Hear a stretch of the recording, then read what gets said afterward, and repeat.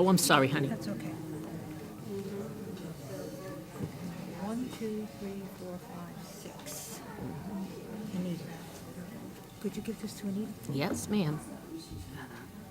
And put this away. She signed it. Peter signed it. Debbie signed it. They signed it? Yeah. Where? Where's This Anita? is Eleanor. This is Anita. Oh, Ella. okay. Hold it. Okay. John signed it. Murphy. We gotta go. It's time. You ready?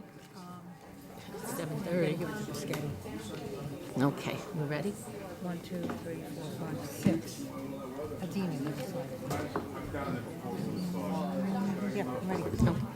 All right. Good evening. I'd like to call the August 13th special 2018 council meeting to order, please. Please rise for a pledge of allegiance. Remain standing for a moment of silence and our prayer. I pledge allegiance to the flag of the United States of America and to the republic for which it stands, one nation, under God, indivisible, with liberty and justice for all. As customary in this chamber, we stand for a moment of silence to honor those who are protecting our freedoms, both here and abroad, for our first responders, and for those who have made the ultimate sacrifice. A moment of silence, please. Mr. Pasquini, the prayer. O Lord, bless thy servants in the ministry of public affairs who serve thee in this chamber. Give them quiet minds and hearts, and that they may hear thy voice. Help them to know when to speak, when to be silent. Give them strength to oppose the wrong and uphold the right. And grant that they have a good conscience and soul at peace with thee and with one another. Amen. Amen. Please be seated.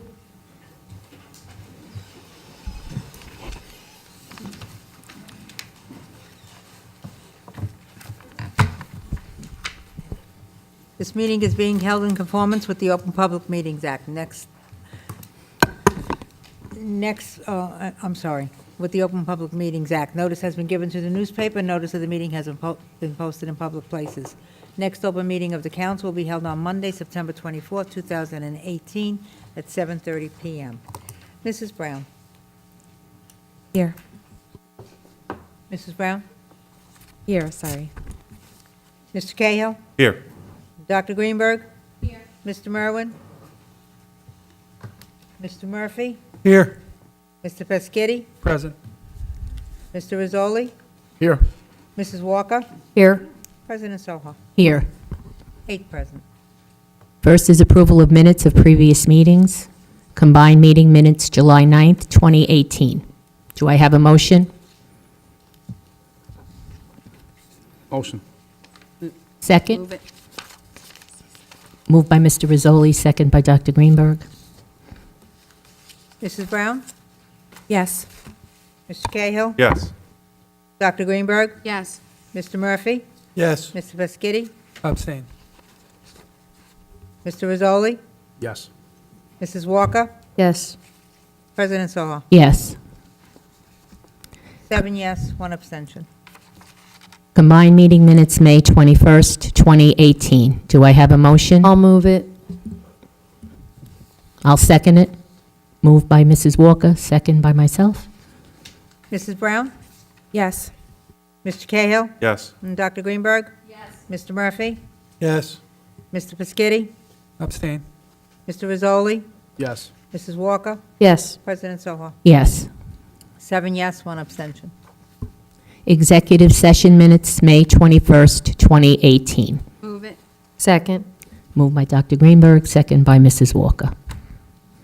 Mrs. Brown? Yes. Mr. Cahill? Yes. Dr. Greenberg? Yes. Mr. Murphy? Abstain. Mr. Pescitti? Abstain. Mr. Rizzoli? Yes. Mrs. Walker? Yes. President Soha? Yes. 6 yes, 2 abstention. Bill list, Mrs. Walker. Accounts payable, August 6, 2018, $6,016,531.62. Do I have a motion? I'll second it. Moved by Dr. Greenberg, second by Mrs. Walker. Mrs. Brown? Yes. Mr. Cahill? Yes. Dr. Greenberg? Yes. Mr. Murphy? Abstain. Mr. Pescetti? Yes. Mr. Rizzoli? Yes. Mrs. Walker? Yes. President Soha? Yes. 7 yes, 1 abstention. Payroll, July 20th, 2018, $933,783.89. Do I have a motion? I'll move it. Second. Moved by Mrs. Walker, second by Dr. Greenberg. Mrs. Brown? Yes. Mr. Cahill? Yes. And Dr. Greenberg? Yes. Mr. Murphy? Yes. Mr. Pescetti? Yes. Mr. Rizzoli? Yes. Mrs. Walker? Yes. President Soha? Yes. 8 yes. Payroll overtime, July 20th, 2018, $48,756.28. Do we have a breakout, please? Yes, Council President, thank you. As Councilwoman Walker indicated, the total overtime for the period was $48,756.28. There was no specific uptick in other department. For the police department sworn officers, total overtime was $39,708.44. When you deduct for ETO time of $8,257.28, net overtime for that period for the sworn officer was $31,451.16, representing 617.50 man and women hours. There was 1 officer's injured on duty. Thank you. Do I have a motion? Second it. Second. Moved by Dr. Greenberg, second by Mrs. Walker. Mrs. Brown? Yes. Mr. Cahill? Yes. And Dr. Greenberg? Yes. Mr. Murphy? Yes. Mr. Pescetti? Yes. Mr. Rizzoli? Yes. Mrs. Walker? Yes. President Soha? Yes. 8 yes. Payroll, July 6, 2018, $1,143,140.90. Do I have a motion? Move it. I'll second. Moved by Dr. Greenberg, second by Mrs. Walker. Do you want? Mrs. Brown? Yes. Mr. Cahill? Yes. Dr. Greenberg? Yes. Mr. Murphy? Yes. Mr. Pescetti? Yes. Mr. Rizzoli? Yes. Mrs. Walker? Yes. President Soha? Yes. 8 yes. Payroll overtime, July 6, 2018, $26,979.74. Mr. Shaw, can we have a breakout, please? Council Presidents, again, as Councilwoman Walker indicated, the total overtime for this period for August, payroll ending August 3rd, was $26,979.74. Again, there was no real uptick in other department. For the police department, sworn police overtime was $20,569.62. When you deduct for ETO of $6,605.72, the net overtime was $13,963.90, representing 385.5 men and women hours, and 1 officer continued to be on injured on duty. Obviously, the 2 payroll quite different, so substantial less overtime for this period, because in the previous period there was a lot of investigations and incidents that police department had to deal with. Thank you very much. Do I have a motion for the overtime, please? I'll move it. I'll second it. Moved by Mrs. Walker, second by myself. Mrs. Brown? Yes. Mr. Cahill? Yes. Dr. Greenberg? Yes. Mr. Murphy? Yes. Mr. Pescetti? Mr. Rizzoli? Yes. Mrs. Walker? Yes. President Soha? Yes. 8 yes. That concludes the bill list. Thank you, Mrs. Walker. Next is ordinances for second reading. Madam President, if I could. Yes. Because of the fact that the last meeting had to be, was only anticipated, it had to be canceled, statute requires that there be at least 7 days' notice in between, before a public hearing can be conducted. So obviously, the initial notice for adoption would have been for the August 6th meeting. And because the meeting had to be rescheduled, there was not enough time to get an advertisement in the newspaper 7 days before this hearing. The soonest any advertisement could have been placed in the newspaper is Thursday of last week. So obviously, you don't have the 7 days' notice. Consequently, all the hearings for second reading will have to be carried and a new notice posted for adoption at the September meeting. What's the date, Stella? What is it? I think it's the 24th. 24th. Yeah, 24th. 24th. Because, again, the statutory requirement is 7 days notice before the time fixed for a hearing, and we just didn't have enough time to get that, or clerk's office didn't have enough time to get the notice in for the meeting. So those ordinances will have to be carried until that time. Okay, so any further, do we have to do anything else? Just Nope. Okay, make everyone aware of it. Okay. All right, next is preliminary public comments to council, subject to the following conditions and restrictions. During the preliminary public portion of the meeting, any person may address the Township Council on any subject matters for a maximum period of 5 minutes. Any such person desiring to speak during the preliminary public portion shall first sign a list maintained by the Township Clerk for such purpose. Comments during the preliminary public comment portion of the meeting shall not encompass second reading ordinances or any other matter for which comment or a public hearing is to occur at the meeting. Evan Murray?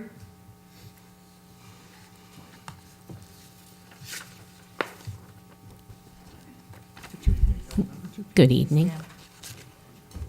Yes, it's Dr. Biscotti.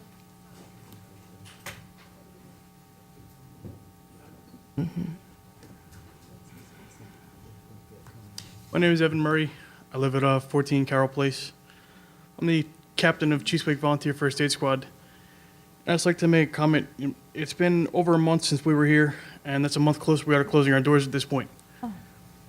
We provide a vital service to this town, and we feel like we're being retaliated against for litigation against this township, and you guys are withholding our funding from us.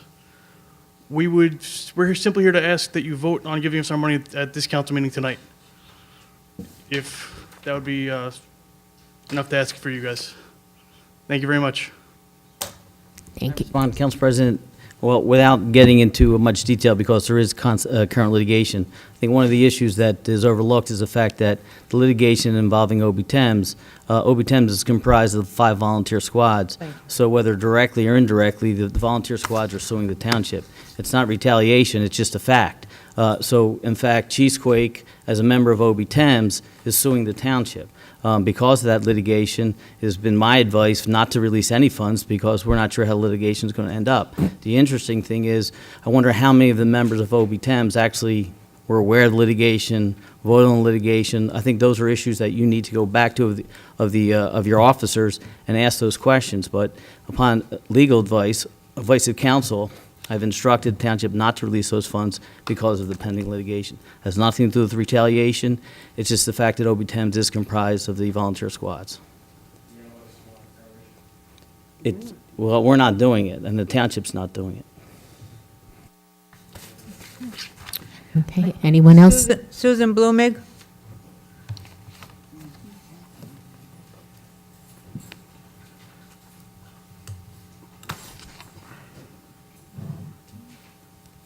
I have a few comments to make. The first one is, I came home 2 days early from my vacation to be here for the August 6th meeting because I had comments to make. However, the meeting was canceled for lack of a quorum. I assume some of you did not attend to prove a point, but really the only point that you have proven is that you are irresponsible. The residents of this town voted for you to do a job, and if you choose to be a no-show, you are negligent in performing your duties. One of the reasons that I had planned to attend that same meeting was to tell you how I felt when I heard Mr. Murphy refer to 3 of the councilwomen as girls. As defined in the Webster Dictionary, the term girls describes members of the female sex under the age of 18. These girls, as you call them, are distinguished council members and have been collectively for over 19 years.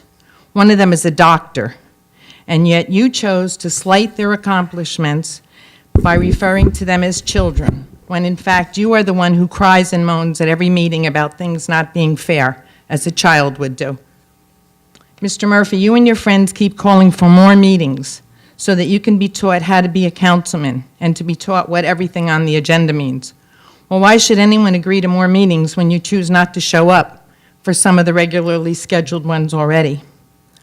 Also, in the past, I used to attend 2 agenda and 2 public meetings each month. The council people seemed to know what was going on before they got to each of these meetings, and it seemed to be more to inform the public. So perhaps you were looking for too much help in doing your job. I believe that you are responsible for researching issues before the meetings, and the township staff seems only too happy to help. You also might understand more of what is going on if you stop texting through every meeting. You forget that you are the closest to the TV cameras, and we at home can see you texting. Some of you keep referring to the them and us on the council, as if you wear 2 different uniforms. Aren't you, as elected officials, supposed to be on the same team, wearing the same colors? You were elected to govern this town, not to wisecrack and argue every minute detail of the agenda. Yes, disagreement is a good way to educate the audience, but constant bickering and name-calling and fabricating stories about other members is childish, and it's getting nauseating watching this. I also am appalled at the way you speak to the department heads, especially Mr. Shaw. He has served here for 25 years under both parties, and you have been the only people referring to things he does as backroom deals. How insulting that would be coming from someone else. But since it seems you coordinate even your attendance at meeting with some others, that you are actually guilty of backroom deals. You are here to do a job, not ridicule others who, unlike you, do theirs. And regarding elections, I have supported some of you in error in the past. I mistook what you said for what you actually believe, and I apologize to anyone whose mind I changed into voting for you. I will no longer do that. I will work hard for candidates who show they are worthy of my time. I hope that you will pay heed to my advice and change the hat that you are presently wearing to the hat of a public servant. Grow up and get on with the business of the people. We don't care if you like each other. We just care if you can work together and get things done in this town. Thank you. You? Anyone else? Robert Kuzak?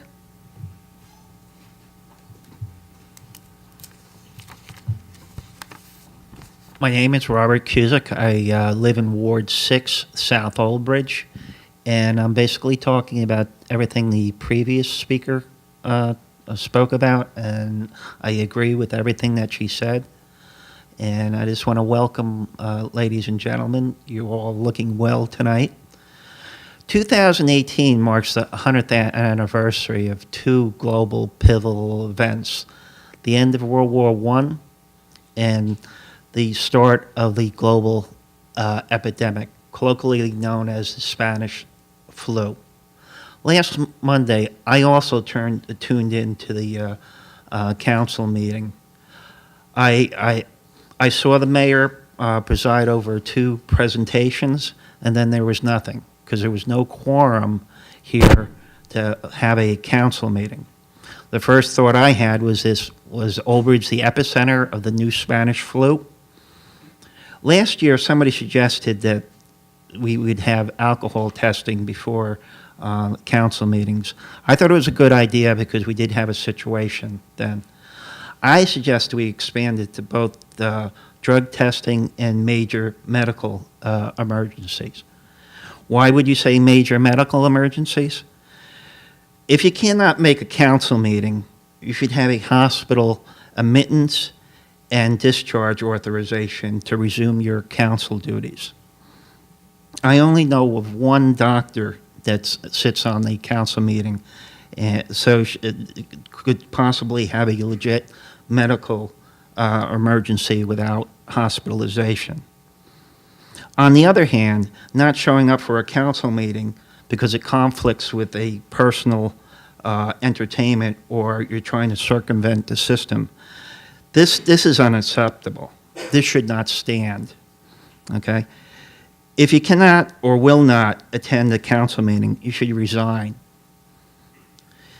In the private productive sector, if you don't attend for an important assignment, you would be fired.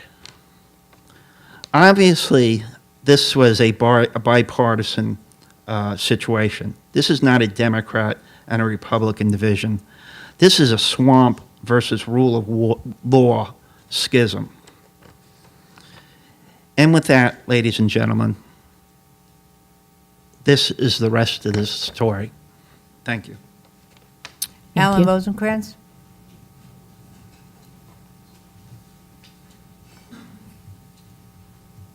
Alan Rosencrantz, David Drive.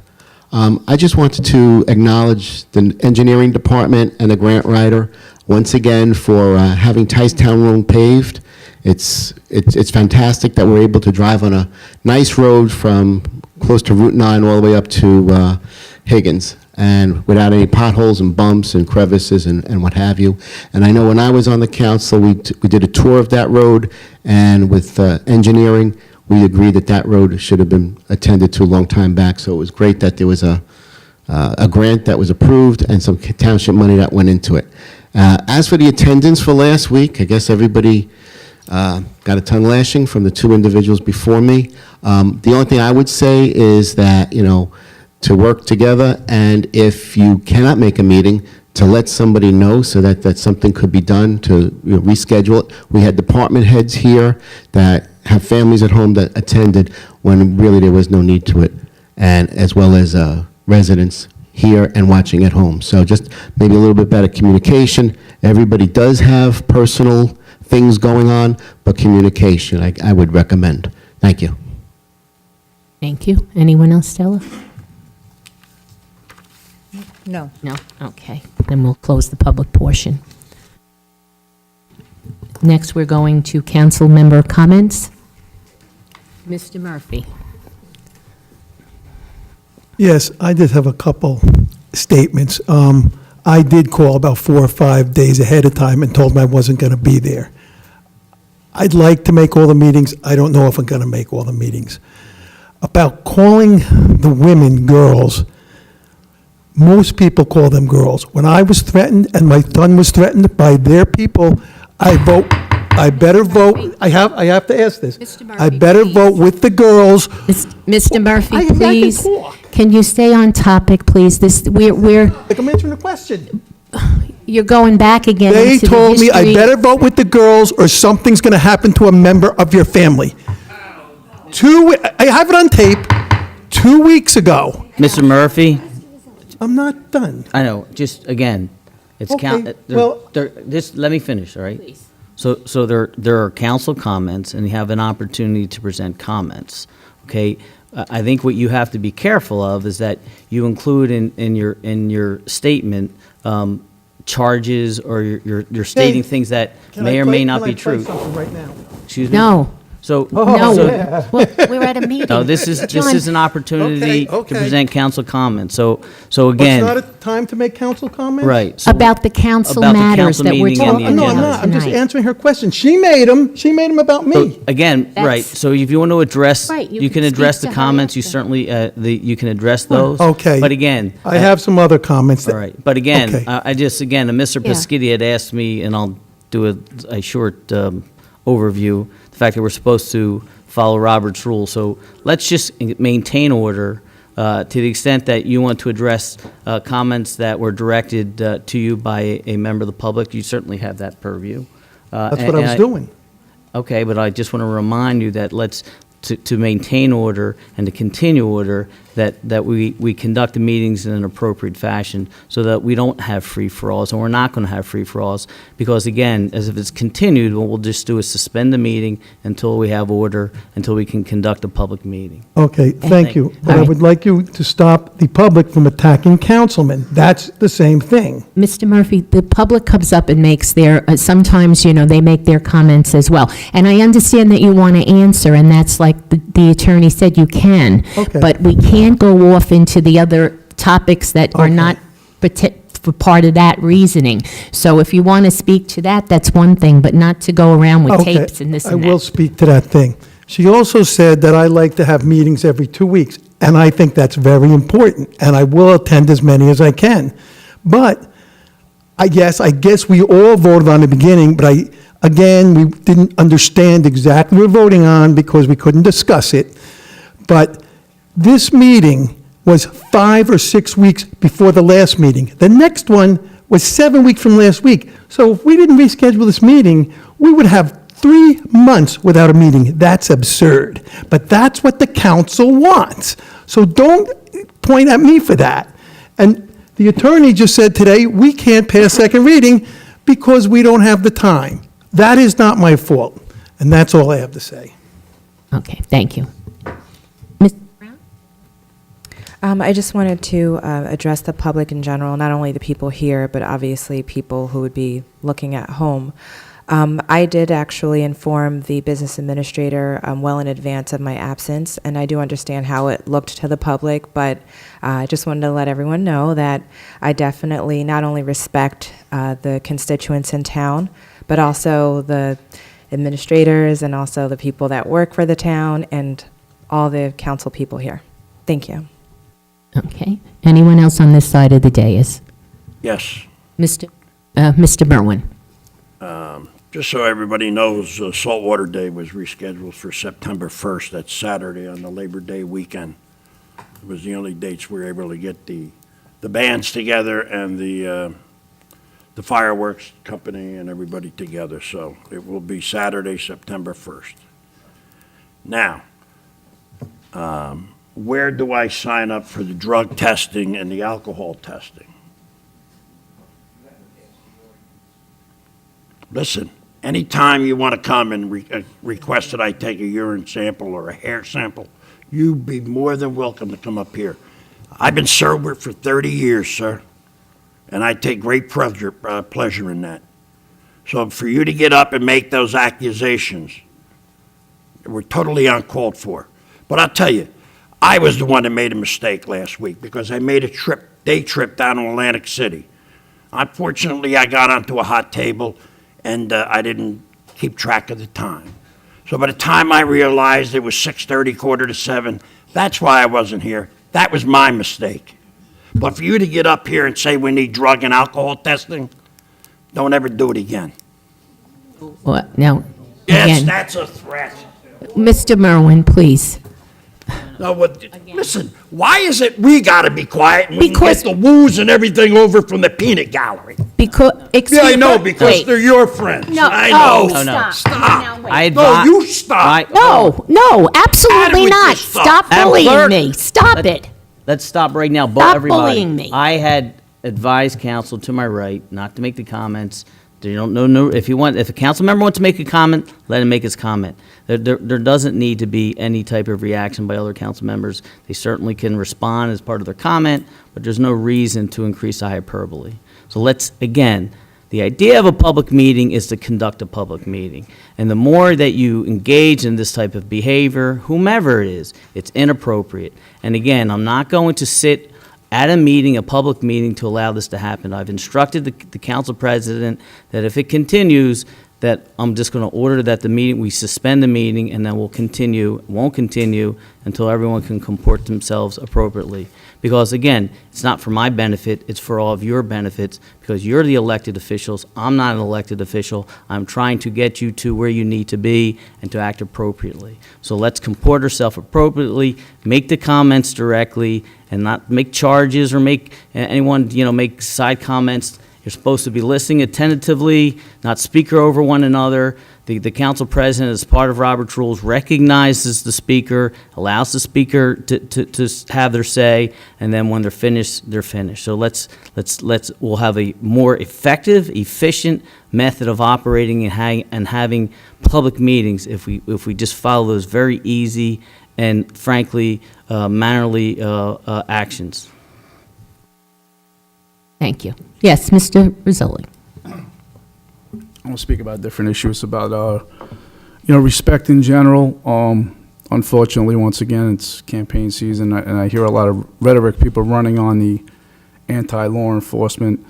So those who don't know, the attempted assassinations of police officers recently, the ones who have been assassinated, I think has increased. I think, words have consequences. And I think so many people don't realize what goes on when you stand before a microphone, you're an elected official, or you're running for office, you want to be. And the same thing with standing for the flag. You know, people say freedom of speech. Well, freedom doesn't, there's nothing free. It's paid with blood. You know, people sacrifice for that flag, make all kinds of sacrifices, whether you're a member of the service, meaning the police, EMS, military. And, you know, recently I've been getting slandered, you know, by people behind a keyboard because I said I stand for the national anthem, I kneel in church, and I obey the law. And I always say, you know what, let's be transparent. If anyone has anything to say about myself or my family, come down here, let the residents know. Old Bridge is one of the most patriotic places that you'll ever go to. I think everybody likes to talk about not standing for the flag. No one's, until you see a widow handed the flag, which I have. You know, I had the unfortunate circumstances. I attended a funeral a number of years ago, assassinated New York City police officer Ramos right before the holidays. And I can tell you, that was the most horrible thing I ever seen in my life. Children with their mother being handed a flag around the holidays. So stand for the flag and be proud. So many people make sacrifices for this country and show respect that they're deserved. Thank you. Okay, anyone else on this side have comments? How about on my right? I just want to tell the public that there's a special planning board meeting tomorrow night, in case you're not aware, because it is special. If you want to come down, it's at 7:30. It's about a proposed development at the corner of Cottrell and 516. I just want you all aware of it. Thank you. Dr. Yes, I'd like to talk about several things. First of all, I'm happy to say that Department of Office of Economic Development had 3 more ribbon cuttings in town. 3 new businesses came in. One is 5 Loaves on 516. The second one's the Matawan Adult Care Center. And the third one was on Route 9, a new restaurant called Poke. So I hope everyone, if they need any of these services or would attend going to the bakery. Everything's delicious there in the restaurant, so check them out. On another note, the MUA, it was in the all around Old Bridge this month, but for those who didn't see it, you now have an option, instead of paying your bill quarterly, which is sometimes difficult for people, that they can pay it on a monthly basis. It's an opt-in. Everyone doesn't have to do it. You can go online and do it. You can call the office. The staff is very willing to help you. And now you can also pay your bill online, just like, you know, we can pay taxes online and everything too with a credit card. So I'd like to bring that up. Then I would like to bring up, because it was mentioned here about the last council meeting, and I do have to say, there are coincidences in life, but there was no coincidence about 4 councilmen that did not show up. Councilwoman Adina Brown had a scheduled vacation, and that's why she wasn't here, and she notified the clerk's office well in advance. But when 4 people arbitrarily get together and decide not to come up, that is a dereliction of duty. It is really disgraceful and appalling, especially that night. We had 2 presentations. One, we had a policeman that got promoted to sergeant, and we are so proud when that happens, when you see someone's hard work. Attorney, she's making accusations there. Excuse me. She's Mr. assuming Murphy. something and making accusations. So here's the facts. You gotta work on both sides. Here's the facts. Then. Attorney. Okay, excuse me, Again, I'll rephrase again, it. There are coincidences. no basis. There are coincidences, but in my mind, my opinion, it seemed a little orchestrated, except for Miss Councilwoman Adina Brown notified us weeks ahead that she was on vacation. So the bottom line is, but someone chose to play golf instead of coming to a council meeting, if you want to be factual about it. One councilman played golf, another one we didn't hear from. One called in the afternoon, and one called later that evening and said they were at work.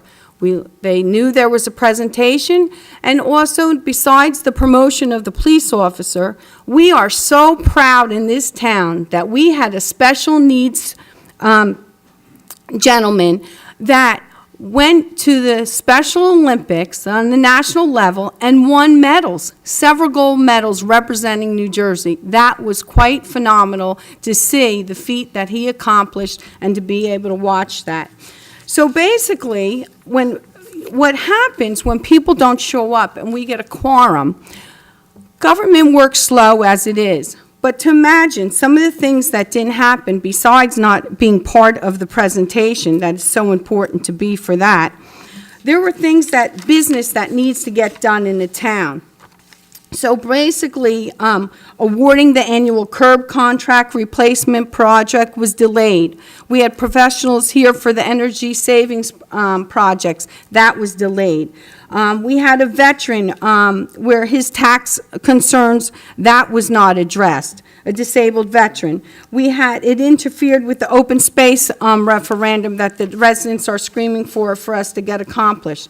So basically, that is the problem when I see. Everyone has busy schedules. I get there, and there are some things that happen that you can't help. You could have an accident, you could be ill, a family member who you care for is ill, and you need to tend to that. There are emergencies that happen. But to not show up, and when they say about meetings, I find we had one meeting in the summer, and there's reasons for that. It's very difficult during the summer. But a scheduled meeting, a meeting that was on the schedule since January, I know people have busy schedules, but if you're not ill, a death, or something like that, there's no reason not to attend that meeting. If you have a scheduled vacation, that is warranted. Some people, you make your vacation time 6 months, a year ahead of time for certain reasons. That is excusable, but it is not excusable when you are elected by the residents and you're a no-show. That is a problem. It is a problem because it halts business in town. It stops the work of government, and government moves slow as it is. We hear tonight, there are 7 things on the agenda for second reading. We've had professionals here multiple times for that. Now it won't be into September. Listen, the schedule works, everyone works hard, we get it done. They keep on wanting to reinvent the wheel, but they can't even work with the wheel that was there. It is immature, it demonstrates a level of, to me, in my opinion, I'm not accusing anyone, irresponsibility and malfeasance. And I feel that is very sad that it happens. I understand people can have differences of opinion. I welcome that. I welcome discussion. But show up to have the communication and the difference in opinion. Have a conversation and work it out. No show is not acceptable. Thank you. Anyone else on this side for comments? Okay, then I will close the council comments, and I would like to apologize to the public. I'm sorry, I don't think calling you the peanut gallery is appropriate. So please accept that apology from me. Thank you.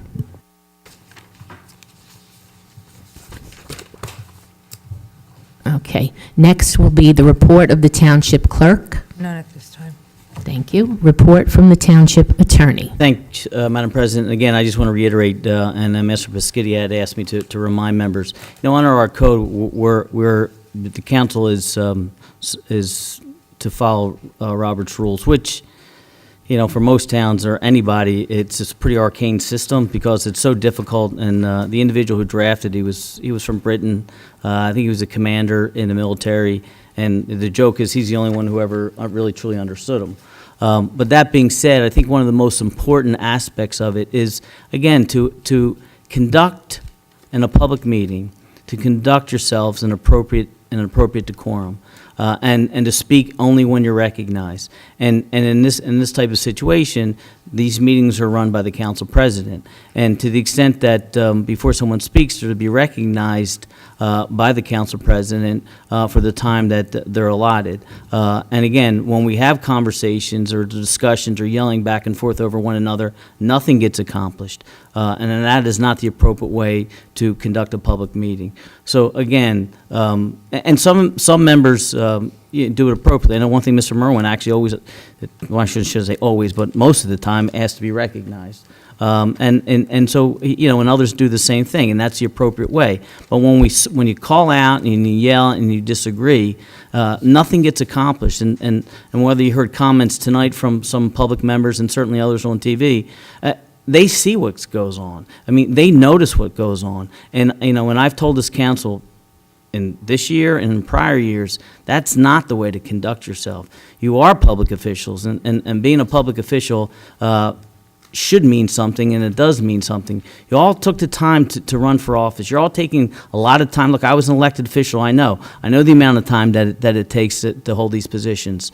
And there's a lot of business to be done in this township. This township has taken great strides in the last, 8 years, whatever how many years it's been. And there's a lot of work that needs to continue to be done. But if we can't have meetings where we can get items accomplished, because you got members are wasting time making charges, it's not effective or efficient for anybody.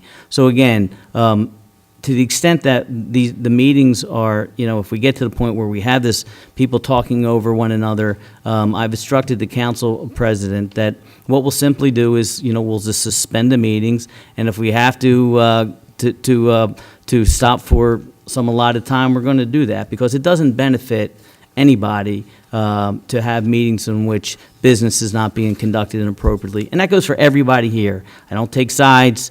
I've spoken to some of you individually. I've spoken to all of you as a group. And I'm here to help all of you. I'm here to help everyone in the township to ensure that the council meetings are conducted appropriately, and they'll continue to be conducted appropriately. So that's my report. Thank you very much. Okay, and administrative report, Mr. Shaw. Thank you, Council Presidents. The administrative report for August 13, 2018. Item number 1, New Jersey Department of Environmental Protection Blue Acres Program. The NJDEP Superstorm Sandy Blue Acres team made 29 buyout offers to homeowners in the Old Bridge Township as of July 23, 2018. A total of 26 offers have been accepted.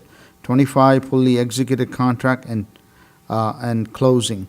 Demolition have increased to 12 in Old Bridge. For more information, contact the Superstorm Sandy Blue Acres program at 609-633-2944. Item number 2, Old Bridge Home Improvement Assistance Program. 101 homeowners have shown interest in Old Bridge Home Improvement Program and placed an application in application pool. All have been invited to apply except for those determined during the preliminary application phase to be ineligible. To date, 21 homeowners have submitted their formal application and 8 have been executed contract. 3 construction have been completed. For more information, visit the township website at www.oldbridge.com/community development. Item number 3, proposed control park.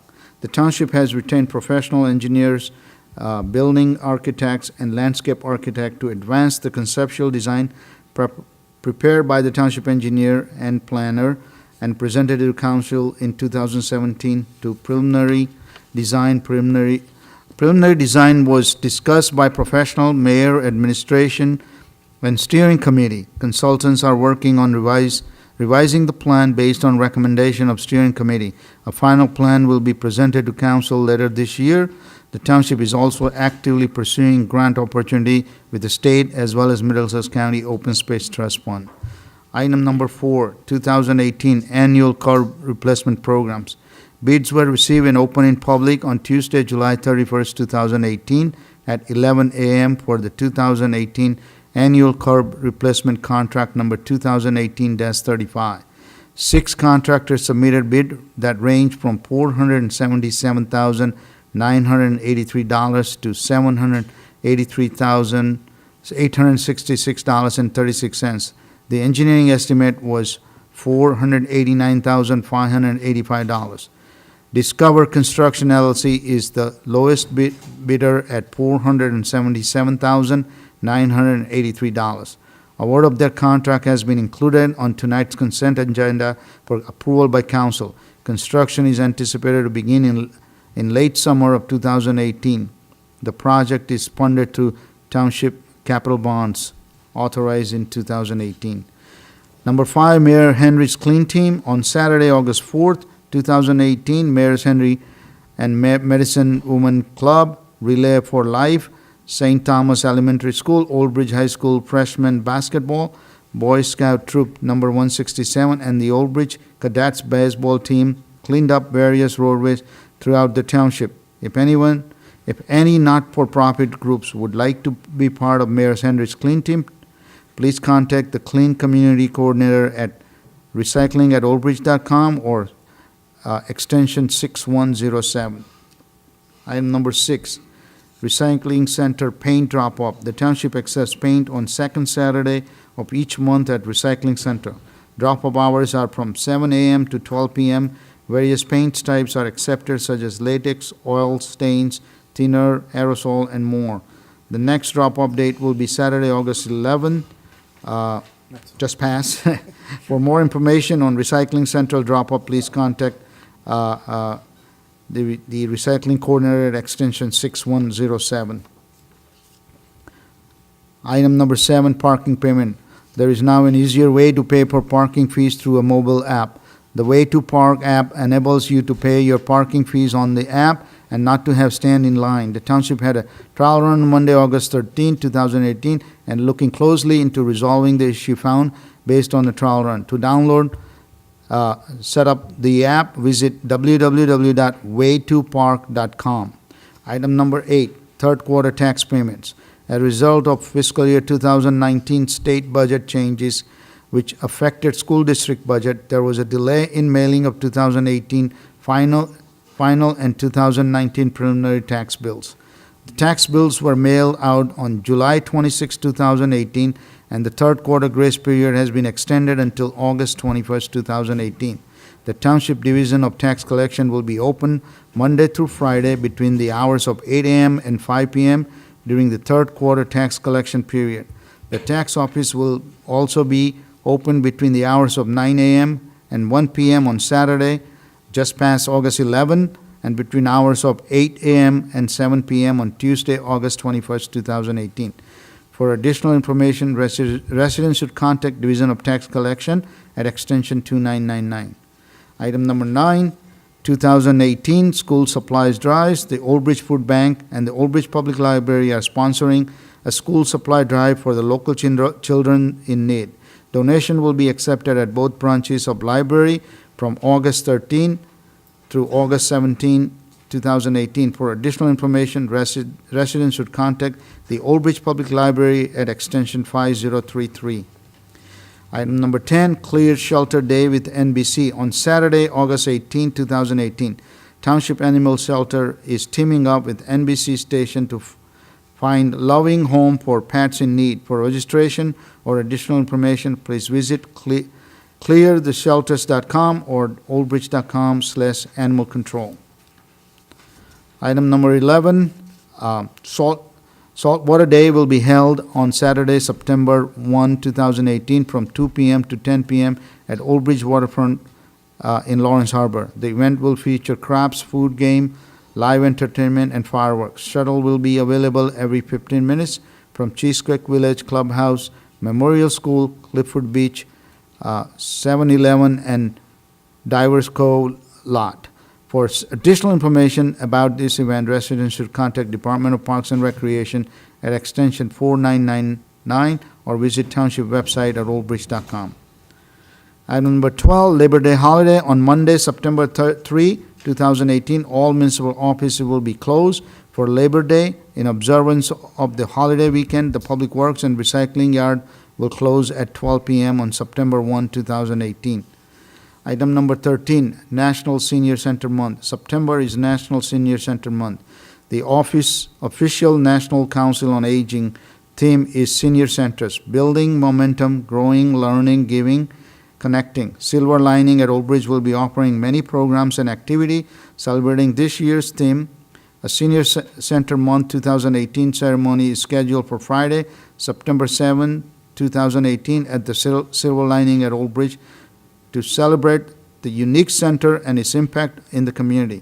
For more information on the exciting activity and events scheduled at Silver Lining, residents should pick up the latest copy of Silver Lining News or contact Center at extension 6625. Item number 14, September 11 ceremony. On Tuesday, September 11, 2018, Township will be holding a ceremony to honor and remember the family members, friends, and neighbors who lost their lives in the devastating attack on our country on September 11, 2001. The event will take place at 6 p.m. at the 9/11 Memorial site located at the municipal complex. All residents are invited to attend. For additional information, residents should contact the mayor's office at extension 2040. Final item, number 15, Old Bridge Day Fair. On Saturday, September 22nd, 2018, the township will be holding the 2018 Old Bridge Day Fair between 12 p.m. and 5 p.m. in the municipal complex. The fair will include live entertainment, food, crafts, games, and much more. For additional information about this event or other upcoming recreation activity and programs, residents should contact Department of Parks and Recreation at extension 4999 or visit the township website at oldbridge.com. Thank you very much, Concludes Mr. my Shaw. report. Council member, I included so that if the residents calls about parking, the steps, how you can register with the Way to Park app and use the app to pay the parking fees. Yes, thank you very much for that information. Does any council person have any questions or comments? Mr. Pescitti? Yeah, I just wanted to comment on that way to park. That's great. That is awesome. That is really something amazing instead of, collecting cash. How is it that the police know who's paid and who's not paid? We are not, we no longer need to issue the parking sticker. When you register your license plate, when you register your vehicle and license plate, and when you pay, you use your license plate, and the system will match automatically by license plate numbers. So, how does the police? We have a license plate reader vehicles that will drive around the parking lot and will match all the license plate that is parked with our registered vehicles and the paid list. And then, if need, the Public Works Department staff will call the police department if they need any kind of enforcement activities, or they will issue warning. Generally, we do not try to have an enforcement issue. We issue a lot of warning unless we see a repeated offenders, then we take an action. That's great. Good job. Thank you. Right, anyone else over here? Mrs. Walker? Yes, I just want a question about Saltwater Day. Since it was rescheduled to Labor Day weekend, is that going to be a much higher cost for us? No, and our HR director is here. She advised me that because it's scheduled on Saturday, it will be the same cost as we had previously. Thank you. Okay, anyone else on this side? No? Okay, on my left, anyone? Yes. Mr. Murphy? When you get a chance, could I just get a copy of the curb replacement, which streets it is and stuff? Okay, thank you. Okay. Okay, thank you. Anyone else down here? No? Okay, seeing no other comments, then I will ask for a motion to accept the administrative report. Second. Moved by Dr. Greenberg, second by Mrs. Walker. Mrs. Brown? Yes. Mr. Cahill? Yes. And Dr. Greenberg? Yes. Mr. Merwin? Yes. Mr. Murphy? No. Mr. Pescetti? Yes. Mr. Rizzoli? Yes. Mrs. Walker? Yes. President So. Yes. 8 yes, 1 no. If I could, Madam President, Council, one item I do want to bring to your attention, and it's actually, it's ordinance number 1 under ordinance for second reading. It's listed as an ordinance for second reading, which it shouldn't be. This is the ordinance that was vetoed by the mayor under state statute, and then our code. What to the extent, and I think Mr. Murphy may have asked, be added to the agenda. What has to happen is that council, if they want to override the veto, they have to adopt a resolution to authorize the override, and then you need 2/3 or 6 votes for that particular item. So it should actually be by resolution as opposed to a second reading. So what I would suggest, and the statute says it has to at least be 3 days after it was returned, which obviously it's after 3 days. we could either, what I would suggest is that, because there's not a resolution in place, it's just to take a vote to extend the time for council to consider the override until the September meeting, so that the appropriate resolution could be placed on the agenda. And again, the resolution would be for the override, so you would need an affirmative 6 votes in order for the override.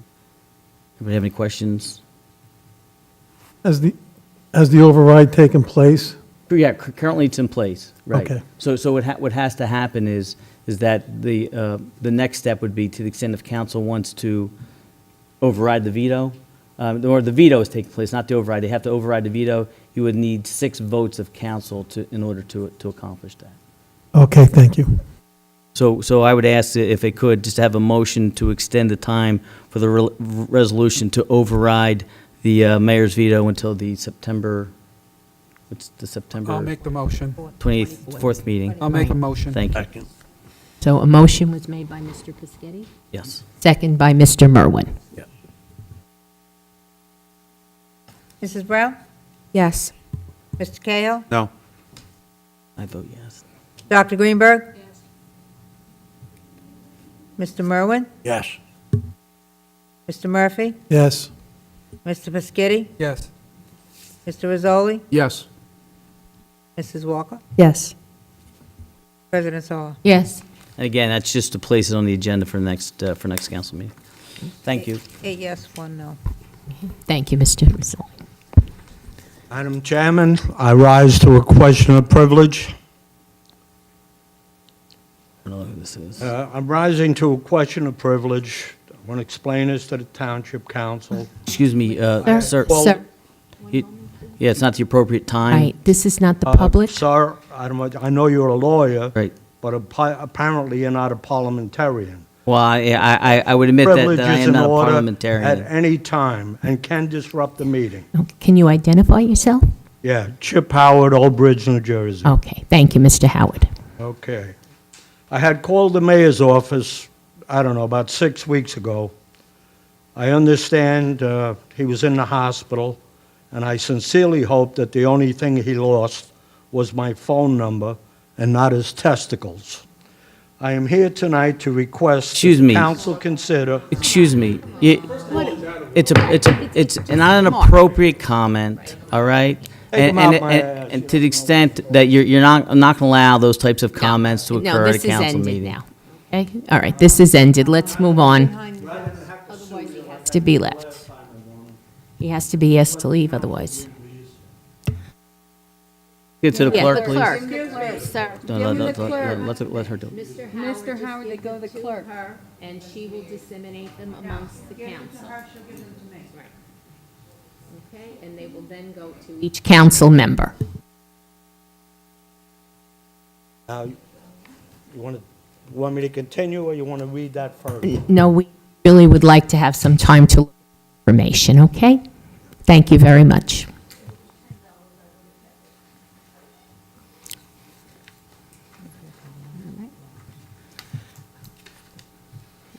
Okay, we're ready to go? Oh, good Lord. Okay, next is the consent agenda. I'd like to open it up to the public if anyone has any comments about anything on the consent agenda, and then I will bring it back to council for separations. Mrs. Blumick?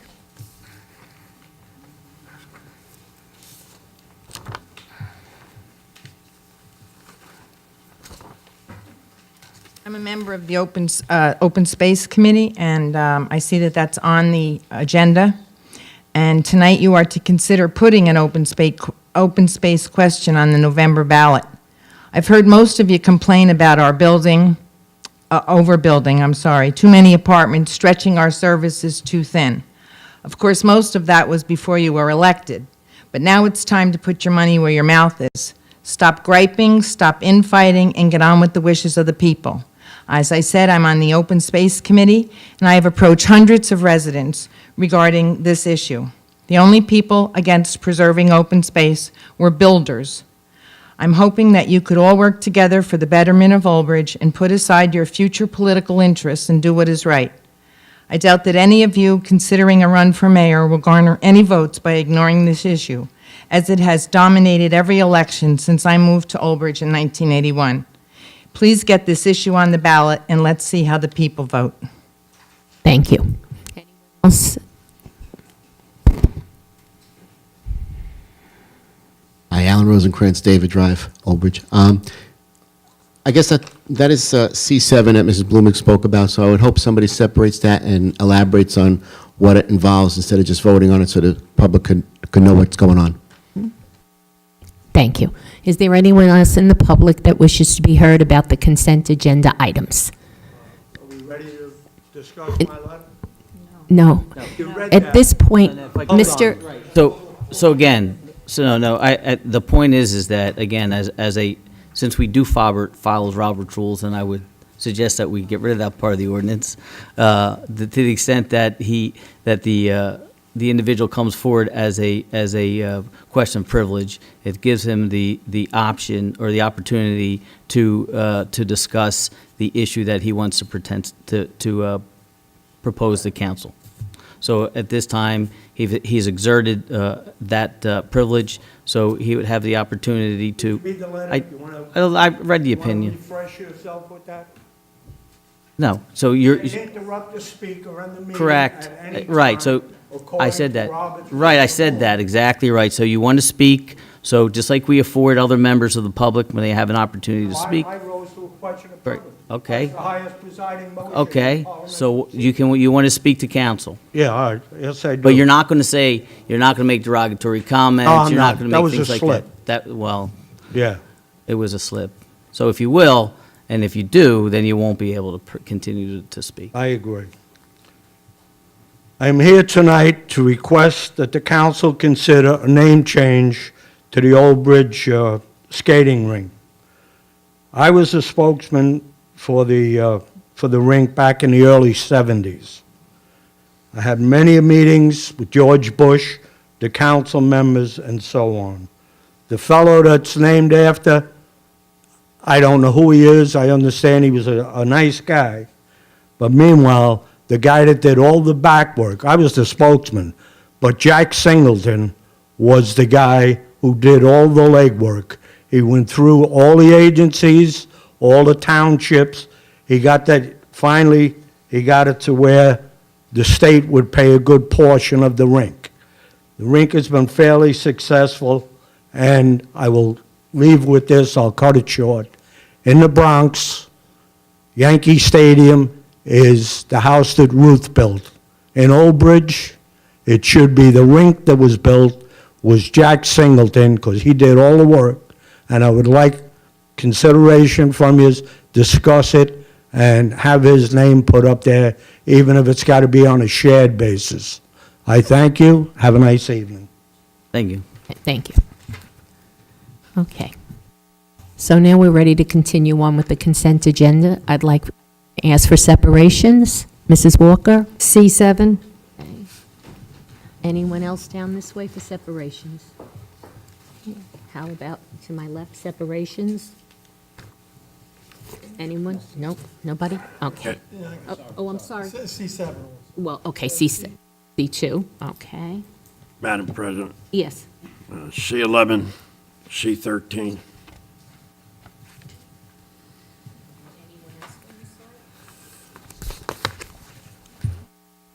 Seeing no more hands, I will ask that we have a motion to pass the balance of the consent agenda, please. Mr. Rizzoli moved it, Mr. Murphy second. Mrs. Brown? Yes. Mr. Cahill? Yes. Dr. Greenberg? Yes. Mr. Merwin? Yes. Mr. Murphy? Yes. Mr. Piscitty? Yes. Mr. Rizzoli? Yes. Mrs. Walker? Yes. President Soho? Yes. 9 yes. Okay, thank you. C2, Mr. Murphy. I just want to ask a question, what's it about? What's what are we looking at there? What's the agreement? Let me just say, it's the recycling, the township-wide recycling program. It's provided by Middlesex County. This is the renewing. Okay. So do we have, anyone else have any questions on C2?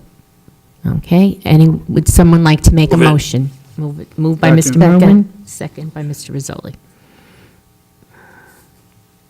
Mrs. Brown? Yes. Mr. Cahill? Yes. And Dr. Greenberg? Yes. Mr. Merwin? Yes. Mr. Murphy? Yes. Mr. Piscitty? Yes. Mr. Rizzoli? Yes. Mrs. Walker? Yes. President Soha? Yes. 9 yes. C7, Mrs. Walker?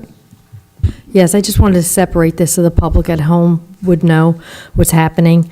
This is authorizing to put a ballot question on the ballot that would help preserve open space. I'm on the Open Space Committee along with Dr. Greenberg. We were just put on in January. It hadn't met in, I think, about 2 years previous to that, and we realized without an open space trust fund, we won't be able to acquire open land. And we have been around town getting signatures, and people are very, very supportive. We have well over 1,000 signatures already that people are for this. They want Old Bridge to remain suburban like it is. And I think it's up to the public to decide. That's why it's just going to be a question on the ballot for the public to decide. But I think the way things are happening, it's very important that we preserve open space because there's only so much of it. Okay. Piscitty? Yes, I'm in support of this because one of the main reasons was I headed up the EDO committee, and we met with all the professionals in town. And it came to the conclusion that we cannot withstand the power of the courts. And what happens in town is that through this COA initiative and so forth and so on, that the courts forced the town to change the zoning, and builders became intervener, and they can select whatever they want, whatever land is for sale in town, and they can build against the will of the people and the will of the council and the will of the town. So we're really up against up against the wall with this, and if those folks out there that want to curtail the building of apartments and all the stuff that's going on, the right way to do it is to do it through open space. Now, unfortunately, it's going to cost money, and it would be collected through a tax levy, and you'll have the choice. So this is just the initiative to put it out to the public, to let the public decide whether they want to move ahead with this initiative. I'm in 100% support of it. I think it's a good idea, and I hope everybody on the council would agree with me. Thank you. Okay. Dr. Greenberg? Yes. For the residents, we did have an open space referendum before that it passed, worked on it many years ago. And what happened, unfortunately, that sunsetted. But during the time that it was there, we did it, because we did have it, we can partner with the county and state, and we did preserve land. We preserved land, the Cottrell Farm, the Miller property, the Gaspercheck Farm, and also Cedar Ridge Phase 2 that created a huge green belt that goes from the high school to the Old Bridge soccer fields on Ticetown Road. But it's very important for people to understand, yes, when you have an open space tax, it allows you so much. When we had Sandy and there was Blue Acre, there was damage to homes and aquarium, we were on the bottom of the list because the Open Space Trust Fund had sunsetted. And I would just like people realize you pay in certain ways, and this is paying for a quality of life to let Old Bridge remain a suburban area. And if all this land is gobbled up for development, the thing is, we're not producing more land. And when you do get building on land, and there should be some building, it has to be like balanced out, but you have to have the foresight to think, what do you want this town to look like in 10, 15 years? We've seen changes going on all the time. You know, the more you travel up north, you see how congested it is. Well, the north is moving down, and we're getting more and more congested. We see when you spend money, when you have development, you spend it in a different way. Then you pay for a larger police department, water and sewer, fire. Right now, we're very fortunate. We have volunteer fire companies. That's going to become estranged with overdevelopment. And then the roadways, and most importantly, the school tax. We all just saw what just happened on our last tax increase when we got our tax bill. It's really from the Board of Education. So all these things play in, and you have then a say in your town. The property is identified where, you know, if we'd hear from the residents, there'd be committee, what land to preserve. So green belts are very important from one development to another, from commercial areas to residential. It's very good for our aquifers, natural habitats. There's so many positive reasons for having them. So that is why we move forward with the open space tax referendum. But as they've said, it mostly comes from the residents. The residents want this, and it's just to get it on the ballot, and then they can decide in the fall. So I hope that the council takes the lead on this and is responsive to the residents, and that we could all join together and do something positive collectively. So I urge everyone for the support of this, and I thank you in advance. Anyone else? Mr. Murphy? Yes, I agree with both of them. This is one of the reasons I actually ran for the council. I wanted to give the public the right to vote on certain things, and this is a very good thing for them to vote on.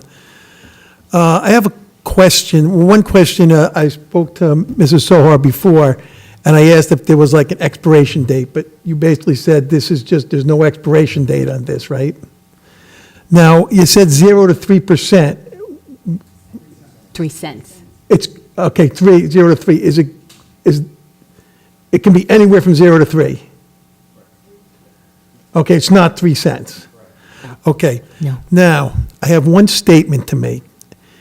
For some reason, they always use the amount of $125,000, and they said it would be $37.50, and that's right. But that might have been the average rate, I think it was 1976 of a home in Old Bridge. Right now, the average home is between $340,000 and $360,000.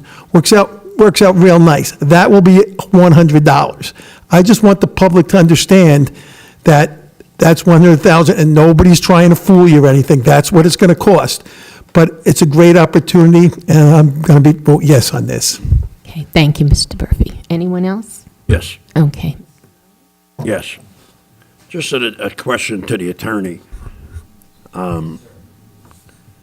As it's currently formulated, right?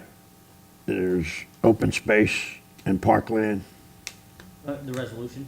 the resolution, Yeah, right? The resolution calls for acquisition of basically recreation, conservation, farmland, stored places, but it's acquisition, and the payment of debt related to that. Right. What could we, I mean, some of those things, and according to the state statute, you have to appropriate like 25% to that, 25% to that. Yeah, because the way it is, there's actually, I think, the statute has 7 or 8 different purposes. Right. A through G. Those 4 included. There are other ones that talk about maintenance of open space, and then there's also provision for Blue Acre projects as well. I think from the mayor's point of view, the discussion is that one of the things we want to be concerned about is that the focus is on acquisition and then the payment of debt service, so that monies aren't utilized for other purposes, so you don't have enough for acquisition. So because it's up to 3%, so what has to happen on an annual basis, statute talks about having a public hearing. So basically, where you would establish what the amount is, and then you can target of that three, whatever that number is, let's say you vote 3 cents for that particular year, that of the monies, it'll be, this percentage can go for each of the purposes enumerated in the resolution. Right, so if we intended to make an improvement to Menino Park, or we made an improvement to Cottrell Farms, that could not be utilized. This could not be utilized for that purpose. For that Correct, purposes. correct.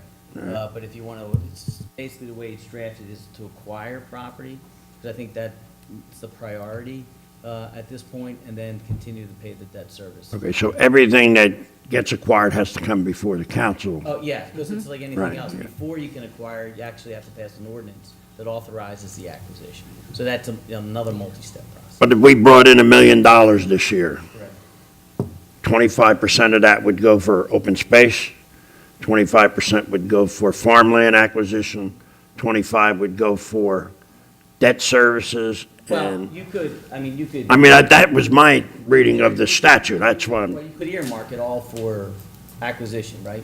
So to the extent that there's a piece of property that you wish to acquire, and obviously, $1 million, depending on the size of the property, isn't a lot.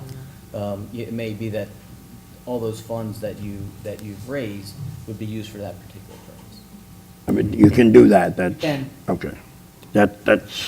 My reading of it was that it had to be equally distributed amongst the parts of the, Be equal, you can do it however council chooses to. okay. Very good. Listen, I think it's a great idea, and I'm supporting it. Anyone else? Okay, I'll just close the comments by saying naturally, of course, I, support it as well. I'd like to say a big thank you to Dr. Greenberg and Mrs. Walker and their committee for all the hard work that they did going and getting the signatures, and how they're really trying to make sure that this town remains as green as possible. It was a lot of work, and I really do say thank you very much. I just want to make sure that the version of the resolution has November 6th on it, which it should. And then the second page, the second paragraph, to be further resolved, it's Old Bridge and Middlesex County, it should say that. This must be filed by August. By Friday. By Friday. Okay. All right, anyone else comments from council? Right, I gave the change, so it was changed after, that's why I want to make sure the one you're voting on. I was looking at Thursday and not Tuesday of election for that week. Madam President? I'll make a motion. Yes. I just had one question. I read somewhere something about open space where the county actually puts money into our open space. Do they do something like that? Does this have anything to do with this? They do not directly put money in our open space trust, but when you acquire property, there is funding comes from the county open space. For example, they have contributed towards Cottrell Farm acquisition. Cedar Ridge acquisition is actually, the entire debt service is being covered by the county currently. So the county does contribute in various acquisitions. They contributed in Menino Park development project. So, they contribute in that manner. So is the state Green Acres. We have a lot of acquisition from using this fund of state Green Acres. So those are all the resources, and having an open space plays a positive role because other agency also sees that we're contributing to that. For grants. Yeah, we get, the grants, it attracts more grants. Okay. Just to that point, you got to recall that Green Acres actually hadn't been funded for a number of years because the state, their Green Acres, their tax had ended, and then they started. There was a ballot question, actually statewide ballot question for that was passed, I think, 2 years ago. And one of the things that the state always looked for, to the extent that you're going to utilize Green Acres funds, is if the municipality is contributing funds as well, and that moves you up higher on the list in order to obtain state funds. Okay. Anyone else, questions, comments? And I just want to make a comment that we pay the county open space tax, and it actually went up over 7%. And if we have our own open space tax, it's going to help us get more of that money, not going to other towns in the county. We need to get some of our money back. Right now, we're just giving the money and it's going to other towns. Yep. Okay. All right, anyone else? All right. I'll make a motion I'll for the sec- express purpose of acquiring property. And I'll second that, only acquiring property. Okay. So we have a motion by Dr. Greenberg. We have a second by Mrs. Walker. Point of order. Mr. Attorney, Yes. now, if they're saying that it's strictly for the acquisition of property, Right, well, that the- goes against our resolution. Right, the resolution, it's, as I said before, it's acquisition and then for payment of debt service. Payment of debt, sure, you got to pay your debt. Right, so I mean, the motion would be to adopt the resolution. Right, I make Make a the- motion to adopt the resolution. Okay. Second. All right, so, Mrs. Brown? Yes. Mr. Cahill? Yes. And Dr. Greenberg? Yes. Mr. Merwin? Yes. Mr. Murphy? Yes. Mr. Biscotti? Yes. Mr. Rizzoli? Yes. Mrs. Walker? Yes. President Soho? yes. 9 yes. Next will be C11, Mr. Merwin.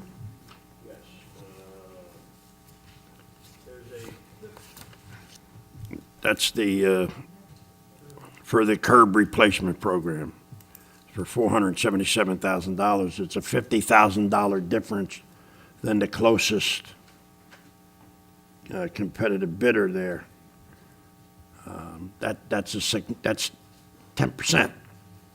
It's a significant amount of money difference in a $500,000 contract.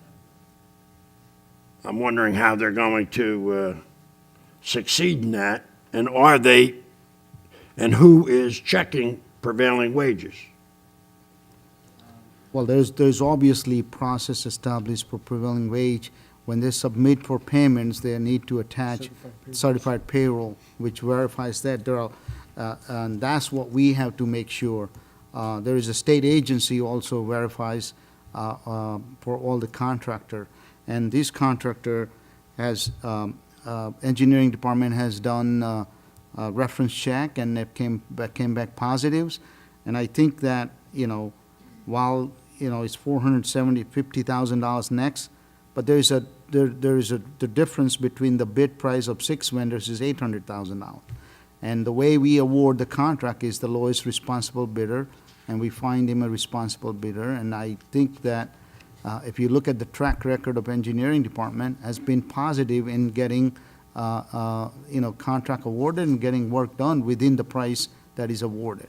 Now, obviously, if there's unforeseen emergencies situation occurred, that could change, and we'll have to come back to the council for additional authorization. But generally, I think if you look at all the award and the change order, mostly has been in, reducing cost and not increasing cost. My concern is that it's a 10%. That's $50,000 difference. Mr. Merwin, if I could, actually, in reviewing the bids, actually, I noted that, and I had talked to the purchasing agent as well as engineering. Actually, one of the big things, the differences between the first bidder and the second bidder, a large proponent had to do with their cost for flagmen. It was significant difference. And when you looked at the other items, because, I'll look at the bids and you see that, because usually you can throw out the top ones are really high, right? Then you have those put in the middle. But when you look at the amount of money allocated by the second, third bidders, the main difference had to do with the amount that these other bidders had allocated for people who, for traffic control. That was the significant aspect. You had the second, third, fourth bidder were within, right, $10,000 or something. But that was the thing that then really there's a $50,000 drop off. But the rest of their prices, dealing with the linear feet and the product itself, those were all very close. But the real big one had to do with traffic control, and then what they're paying on traffic control if they're required to put people out there, for flagmen and stuff like that. Yeah, no, I think our engineering department does a great job. My concern is to making sure that, that they are complying with the right to work laws, and that they're paying, because that's a big difference, but. Council President, if I may? Yes. Yeah, I had the same, when I see a name of a new contractor, first thing goes, well, have they worked for us before? And the answer for Discover is no, they haven't. So we went out of our way to make sure that this company was fully vetted, contacted everyone they've worked for over the last few years, and everyone had good things to say about them. Hands-on, smaller contractor than we're used to dealing with. So, the boss is out there working with the guys every day, and that's probably why the savings. The boss works. Listen, I'm glad, but I gotta question it when I see that kind of thing. So I'll move it if nobody else has any questions. All right, anyone else questions? Okay, Mr. Merwin? Second.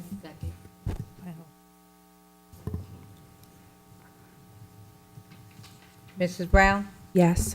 Mr. Cahill? Yes. And Dr. Greenberg? Yes. Mr. Merwin? Yes. Mr. Murphy? Yes. Mr. Piscitty? Yes. Mr. Rizzoli? Yes. Mrs. Walker? Yes. Mrs. Sohar? Yes. Nine yes. Okay, next is C13, Mr. Merwin. Same question. I definitely have a question about the prevailing rates. $84,000 for the cleaning contract of this municipal complex is pretty low, especially since the amount of hours that we see them around here.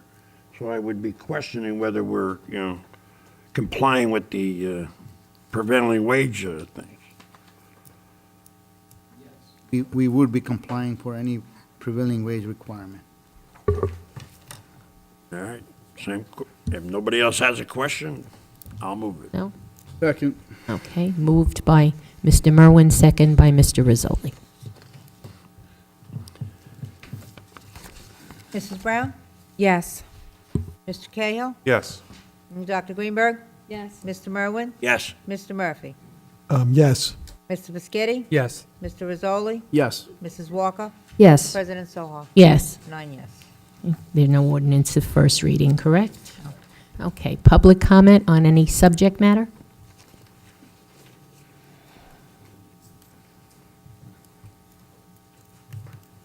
Me again, Alan Rosencrantz, David Drive.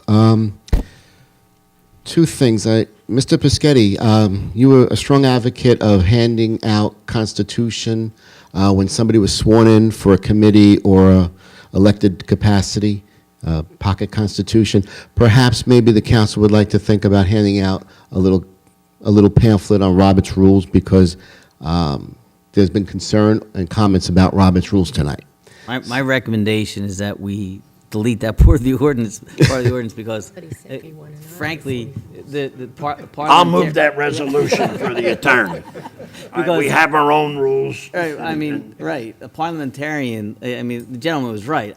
Hardly to understand Robert's Rules, and I've tried to read them. It's almost impossible. That you have to be experienced parliamentarian. So I think the better course is for us to take that part out of the code. All right. And just have our own rules. I moved it if somebody wants to second it. Yeah.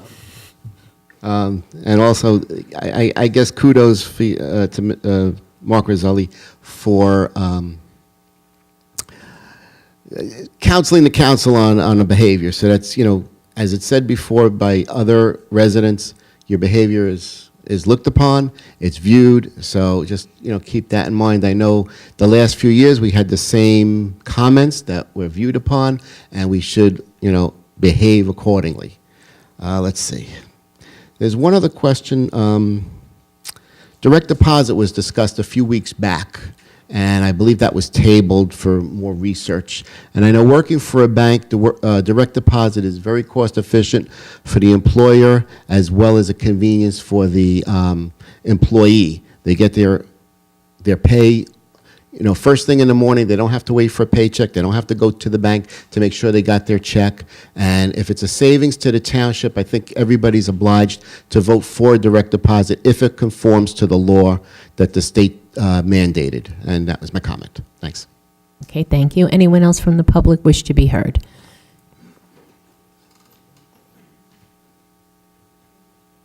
Terry Barron from Indiana Court in Matawan. I don't know if I can ask this question, but I'm going to ask it, and you can tell me whether I can ask it or not. Just don't be obscene like the last time. It's a discussion coming up about it says here the state is reducing its aid to the public schools. Is it allowed for me to ask how much they're reducing it? It's I'm going to be, it's going to be reduced by 1.1 million.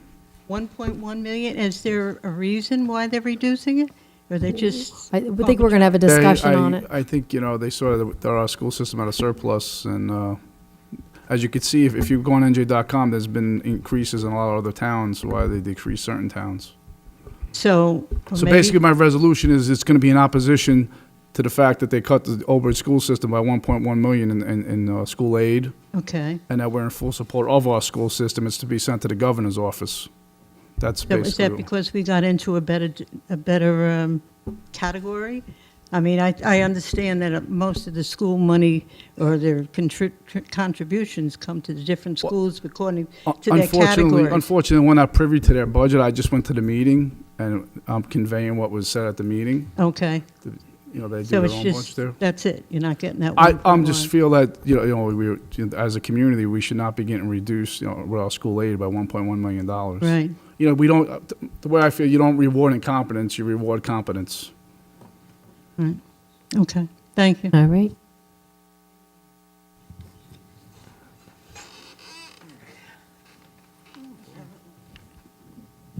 Good evening, everyone. Richard Pucciarelli, 20 Knoll Court, Matawan. I got 3 issues. I hope not to be too long. First, I see on the discussion, we're going to discuss Amboy Road on D2. I just want to mention, I was out there today. I live on Knoll Court. Actually, this month, I'm living in the town 26 years. I just realized, and I've been working on Amboy Road for at least 25. So I just want to, this is old hat to me. I'm sure some of the other members know I always speak on Amboy Road and Disbrow Road. I was out there today, and the bushes that are on Amboy Road have grown so much now that they're actually covering the county sign. And if you are at the stop line, you can't see anything to the right, which forces everyone out into the middle of the intersection. I know there's proposals for state improvements for 34 and Amboy and a light. And I know this is a pressing problem. There was a very severe accident very recently there, another one. There's been some proposals about a four-way stop. Just so everyone knows that my community is opposed to a stoplight there, but a four-way we could probably live with. But that's a county road that intersects a town road, and I don't know if that's going to be permitted. So all these issues need to be hashed out, and that's what I wanted to say. Now I'm going to move on to the second item I have. Since I'm a member of the Parking and Transportation Committee, I downloaded the app, Way to Park. I have it on my phone here, and I've already tried it out. Now, I went out to the Park and Ride to take a look, and I applied for a parking permit online, buyyourpermit.com, and the process was a little confusing to begin with, but I got through it, and I paid with PayPal, and I got my permit, and I'm waiting now for it to come. I went out there with the app. The app is, again, has to take, you have to get used to using it. Just so the residents know, you have to create 2 accounts. You have to create an account on Buy Your Permit, and you have to create an account on Way to Park. And you have to associate a credit card, of course, with your Way to Park app. Phil McGovern's here with me from Parking and Transportation. We're looking forward to the improvements over there, and we hope that it'll be a seamless process for the commuters, and it'll help everybody out running with dollar bills to try to catch the bus. When I was out there, I saw that, the honor boxes are still there, but the app does work. It's still, like I said, it's not totally utilized yet. I think Mr. Amachu had discussed that when it's going to be fully operational. And the last thing I wanted to say was, I was very disappointed last meeting that there wasn't a quorum here. And I think what Mr. Rosencrantz said about appearances are very important. I think everyone who was at home saw who was here and who wasn't. And I think that's very important. The meeting schedule is set out in January, so everyone knows the meetings dates. So why there was nobody here, I couldn't understand that.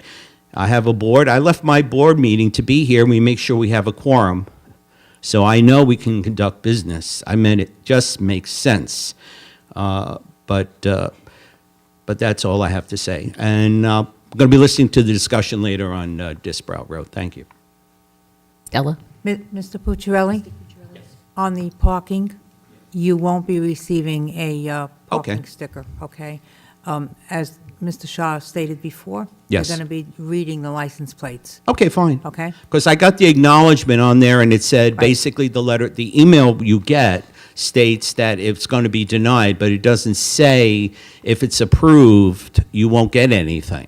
Oh, okay. It just says what happens if you're denied. Yeah, It doesn't. if you're not the ema- denied, you're good to go. Right, and Okay. that's not clear in that email, so, Okay. all right, thank you. All right. Okay, thank you. Anyone from the public wish to be heard? Seeing no hands, I will now close the public portion. We'll go into discussion items. The first one is D1, resolution of the council showing support for Old Bridge Board of Education's efforts to address the reduction in state aid for Old Bridge schools. Mr. Rizzoli. Yes, thank you, Councilman President. Just like I said earlier, I think, we send, this resolution is in opposition to our reduction in school aid of $1.1 million. I feel it's unfair. I don't think you should be starting other state programs by taking from municipalities throughout the state. And that we also, I think we can come together as a group that we fully support our school system. Okay, anyone? Mrs. Walker? Yes, as far as the funding for the school funding formula in New Jersey, it's terrible right now. I don't know if some of you are aware, there are Abbott school districts that receive quite a bit more funding per student than we do here in Old Bridge. And it's a sin when they put politics in education. I don't think we should put one child above another. I feel that every child in the state is equal, and they should all be treated equally. And it actually hurts the parents of these students because our taxes are going to go up quite a bit now because, as they said, a lot of money was taken out of Old Bridge that they thought they were going to get because they had received it in previous years. So I don't really know their budget, but it's my understanding that they took $1 million out of their reserve to use this. So what's going to happen next year? And I heard this formula is going to be in place for quite a few years, which means our taxes already, they went up 2.72% from the Board of Ed. That wasn't including money they used out of reserve.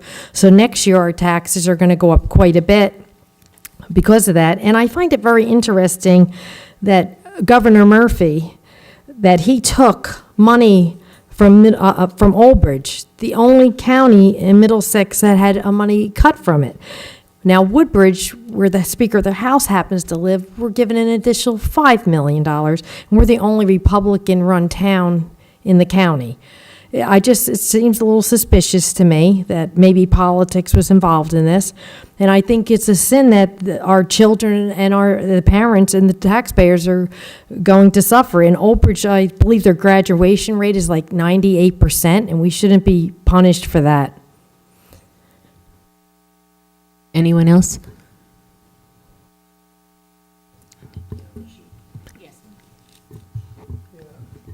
Yes, I think this is something that our entire council agrees on.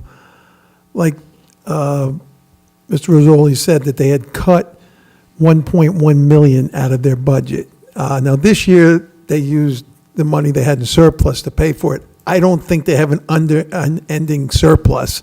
So next year, we're probably going to have to pick it up, and the other years to come. I know we don't have any kind of unending surplus, if we have any at all. And the whole thing doesn't make any sense. Mark, if I'm right on it, didn't the governor say that Old Bridge would be one of the ones that would have to replace it? But didn't he name us separately? Well, Old Bridge is one of the towns on the list that would have to increase their school tax the following year. Yeah, I think I'm with everybody on the council that something has to be done. We have to make some kind of statement to the press or something, or to at least follow up with Mark. Thank you. Okay, anyone else have any comments? Yes. Yeah, so, if you look at who lost money and who got money, it clearly is political, and I'm gonna make that assertion. Old Bridge lost $1 million. Monroe, which is a pretty affluent community right next door, gained $2 million. I think the fish stinks from the head, quite frankly. I think, that, like I said, this is political. I would like to understand a little bit better what the Board of Ed's efforts are. I haven't heard a clear articulation of their plans. I assume it's going to be passed on to the ratepayers. I would like to see, hopefully, some sort of cost-saving initiative. But I'll support an effort to send something up to Trenton. I don't know how it's going to be received, but yeah, this is, in my mind, in my opinion, clearly political, and that's it. Thank you. Okay, anyone else? I would like to also make a statement. The timing of this is also very unfortunate. Now, it used to be that the Board of Ed used to have their election in April, and we used to get to vote on the budget also. Now they moved it to November, and we don't have that opportunity. And I think that's something that has to be looked at. There's a lot of things that have to be changed. It's been a known fact, the way they fund, the state funds education is poor. Everyone complains about it, and really, there's very little that's done about it. In town, as far as we have, 6 years ago, the school budget was and I'm not exact with these figures, but in the range of 133 million. And why now it's up to 163 million? They said enrollment was down. I don't know, how that happens. But it's very frustrating when we don't have a say anymore on the budget. But this timing was also bad because Governor Murphy took away the $1.1 million after they already formulated their budget. So now, everyone's scrambling because they had their budget and now they had to go into reserves. And when you go into the reserves like that, as it's been explained, it's not a reoccurring fund. And so where do you collect that money? Where do you get that money? So taxation, as we see in town, it went up. The school tax, it says on our handout that we send out, was 2.72%, but it actually came up to about 5% because they took money from the reserve even before Governor Murphy took off. So it's really a quagmire, and it's really escalating out of control. And, where does the answer come from? How can a town sustain this? And as when we got our tax bill, what happens, there's a pie chart that's included with it, and 57% of our taxes comes from the school board. Everyone comes here complaining the taxes, went high because the town just happens to be the person who mails out the bill and the person who collects it. And we're responsible for paying that, whether we collect the funds or not. So it's really a strange formula when you deal with taxes and monies in this way and planning budgets when you have something like this happen.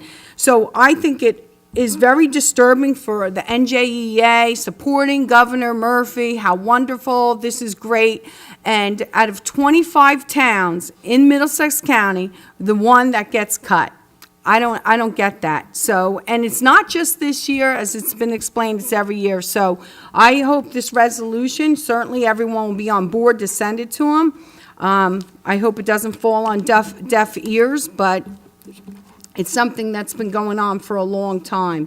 And I think there has to be a major overhaul, not just with the resolution. Thank you. Anyone else have any comments? I would like to say that I agree. I think Trenton has turned a blind eye to Old Bridge, and I really am, very concerned. We know how much the Board of Ed was depending upon that money, and as Dr. Greenberg said, they had already formulated their budget. So this was done. The timing of it was horrific, and I really feel that people should send a message out to Trenton and let them know that we really are very displeased with this. Thank you. Council President, just fill in some blanks, maybe, if I can. Obviously, as the mayor, I'm very concerned when any taxes that you pay or any charge that you incur here in Old Bridge. On August 2nd, the superintendent and I, along with the representatives of the 12th Legislative District, went and had 2 hours with the Commissioner of Education. And we explained what was going on here in Old Bridge, and he explained his side of the table. Obviously, he gave us some facts that I think are staggering. Out of 520-something districts in the state of New Jersey, 107 of them are receiving less. So that's over 400 that are receiving more. And Old Bridge is just one of the 107 it's mentioned. We're the only district in Middlesex County. And the commissioner based his case on saying that they're using a formula that was adopted in 2008. Now, we all know the school system in 2018 is much different than it was in 2008. They didn't take into account the millions of dollars that we are spending on the security in our schools. Not even a factor in their thinking. This is a thing called S2, a bill that was passed, signed by the governor. It was a redistribution of wealth, is basically what it was. And I, imposed a destabilization that it has on a town like Old Bridge, where this is going to have to be picked up by the taxpayers of Old Bridge. Enrollment is down in Old Bridge, and that's what they're basing their formula on. But the superintendent made the case on why it's down, and it's going to be going up, or try to at least stabilize it. It's down because of there was a lapse or a bubble, a downsized bubble, or the bubble popped. We keep a lot of our special needs in-house. We're getting penalized for that. Most districts send them out, and we felt that's what we do here. We educate our special needs children. So we're getting penalized for that, based on the old formula. But I can assure you that the commissioner got an earful from all of us. He promised to work with us. He does have the ability to correct this. I don't know if he will or not, but according to state statute, he is allowed to restore Old Bridge's funding. And we will, and the legislative representatives, promised that they were going to stay and they were going to continue to try to get Old Bridge its fair share of the school funding formula that's coming out of Trenton. And there's not a person in this room who knows that the school funding formula is probably the worst formula, one of the worst formulas that's ever been adopted by any governing with the Abbott districts. And it's insane. It's insane. And it's been going on for years.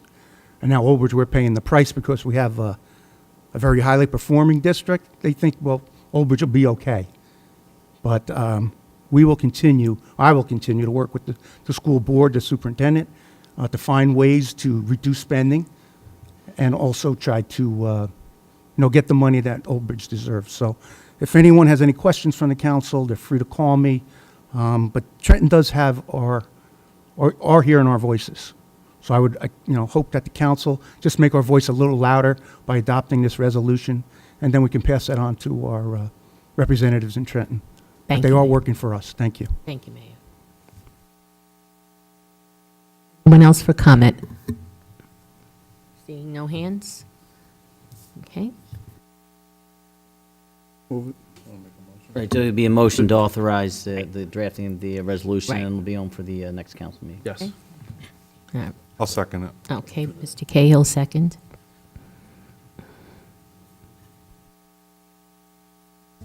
Mrs. Brown? Yes. Mr. Cahill? Hold on, we have a Was question down here, I'm it sorry. second?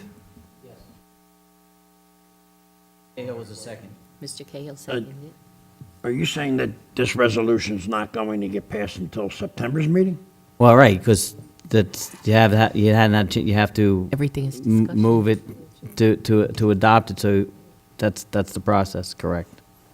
But this is not an ordinance, this is a resolution. Correct, Right. but That again, that is something that needs to be expedited, and I know. our feelings felt down in Trenton immediately, not September 24th. Well, I get that, but all I'm doing is Following. following what the code states. And it talks about a resolution or ordinance requiring a motion of the council in order for it to proceed. Does it have to be at a meeting? Yes. We couldn't call in a phone thing, or? No, it's during the course of the meeting, correct. You're saying we can't pass a resolution now? Well, it's not, I mean, you could, but it's not drafted. I mean, there was one that was drafted in draft form. But I think it was to present an opportunity to discuss the issue, to ensure that council had at least 5 votes and they supported the proposition. I think that's the idea. And we wouldn't know that until you had an opportunity to discuss it. You couldn't draft it tonight? I mean, he's got most of it there. You said before you could draft a motion if you had to, or a resolution, or ordinance. Again, I've been through this. The way the code is drafted, in order before an ordinance or a resolution can be drafted by myself or the legal department. It requires a motion of the council, and this is the first time we've had an opportunity to meet for that to occur. Did Mr. Rizzoli, when he requested this resolution, write a resolution?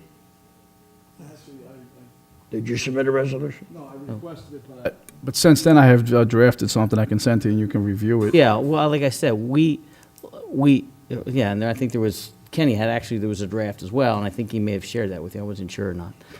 So, I mean, there's something written, but it's not before the council. So you wouldn't have the ability to know what it states.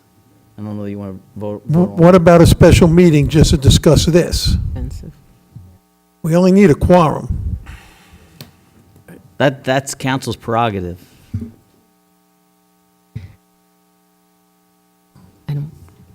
Special meeting? Nope. I do think the mayor has given us, though, a good rundown of what's gone on. Well, look, if you could do this, if you trust me. I mean, passive motion to authorize the drafting of the resolution, and then we'll send it. And then I'll just check with Councilman Rizzoli to ensure that he's okay with it. All right? And then we can get it out. Sounds good. And the council president, right? Yeah. But again, so let's be clear. So again, we've been round and round on this procedure issue. The code states, that's what the code states, before it's to be drafted, there needs to be a motion by council to authorize it to be drafted. Right. So it's a two-step process. That's what council wanted, correct? Discussion first? Right. Okay. Okay, I make a motion that we do that. All right. We're going to vote on the first.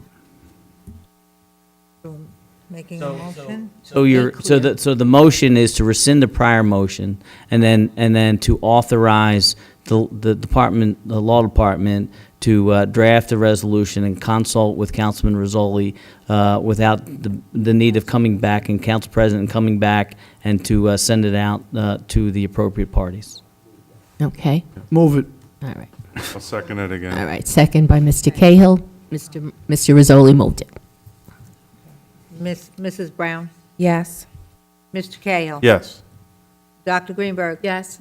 Mr. Merwin? Yes. Mr. Murphy? Yes. Mr. Piscitty? Yes. Mr. Rizzoli? Yes. Mrs. Walker? Yes. President Soho? Yes. 9 yes. All right. Next is D2, discussion Amboy Road. Mrs. Walker. Yes, as many people know, I live on the corner of Lambertson and Amboy, and on the other side it's Disbrow.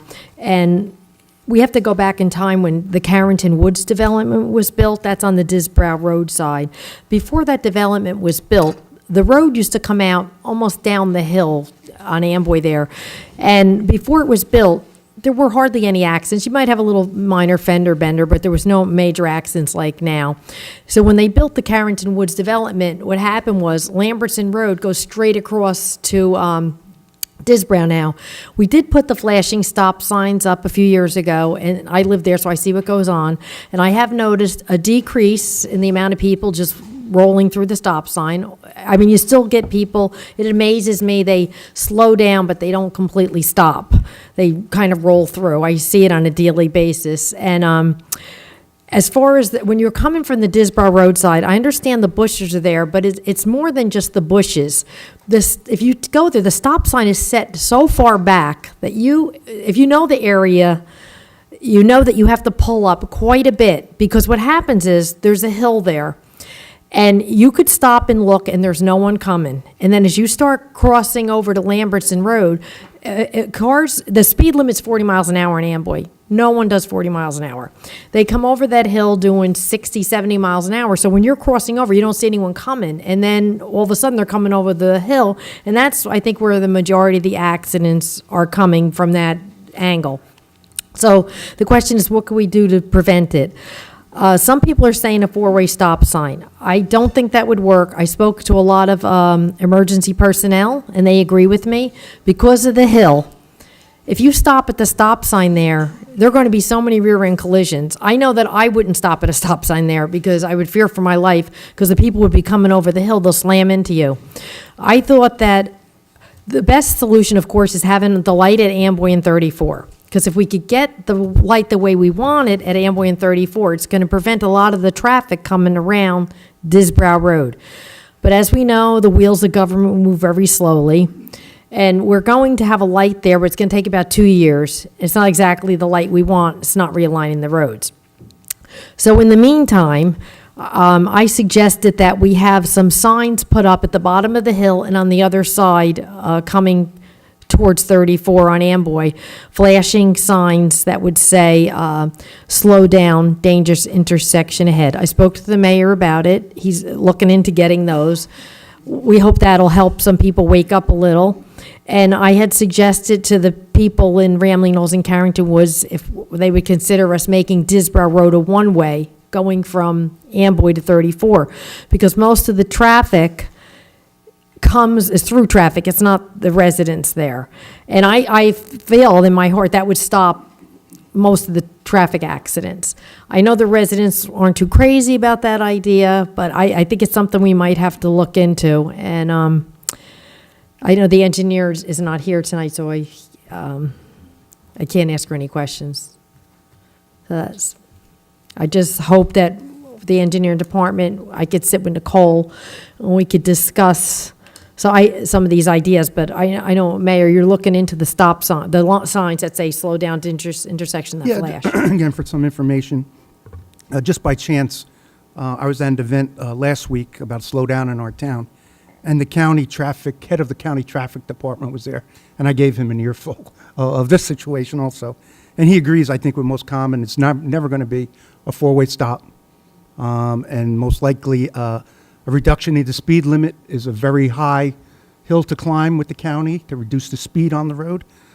But he was open to suggestions, additional signage. So we're going to be meeting with the county. It's going to have to be a shared service between, because it is a county road. And with engineering, I gave them marching orders to find out if acquisition of land now might be available along Disbrow Road to make that a little wider, now that I think the property has changed hands. Oh. I know this is something that didn't occur overnight. It's been going on for years and years.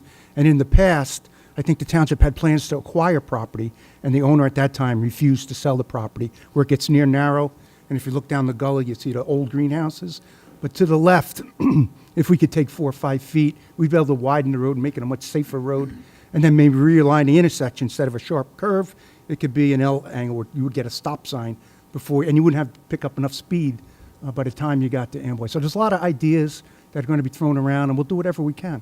Well, I'd like to be able to sit in on that because I live on that corner. Not about sitting in, it's just discussions. No, discussions. They're not I mean, planned. I think I go to the engineering almost every day. And where are you? What are you doing? What's going on? I think the biggest problem is the hill.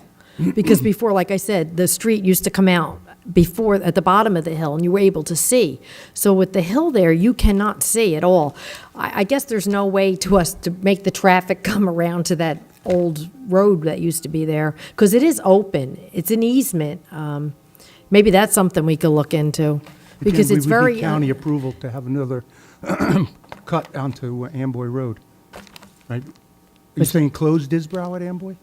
No, it used to come out. I know, down a little further. Right, so I'm saying close the Disbrow piece. Is there any way we could make the traffic come around there? Have to look at. That's maybe something, because I think that would stop all the problems. Because then the people driving down Lamberson wouldn't just drive straight across. There had to be a reason why they closed it. It had to be a safety issue because it was coming up the hill.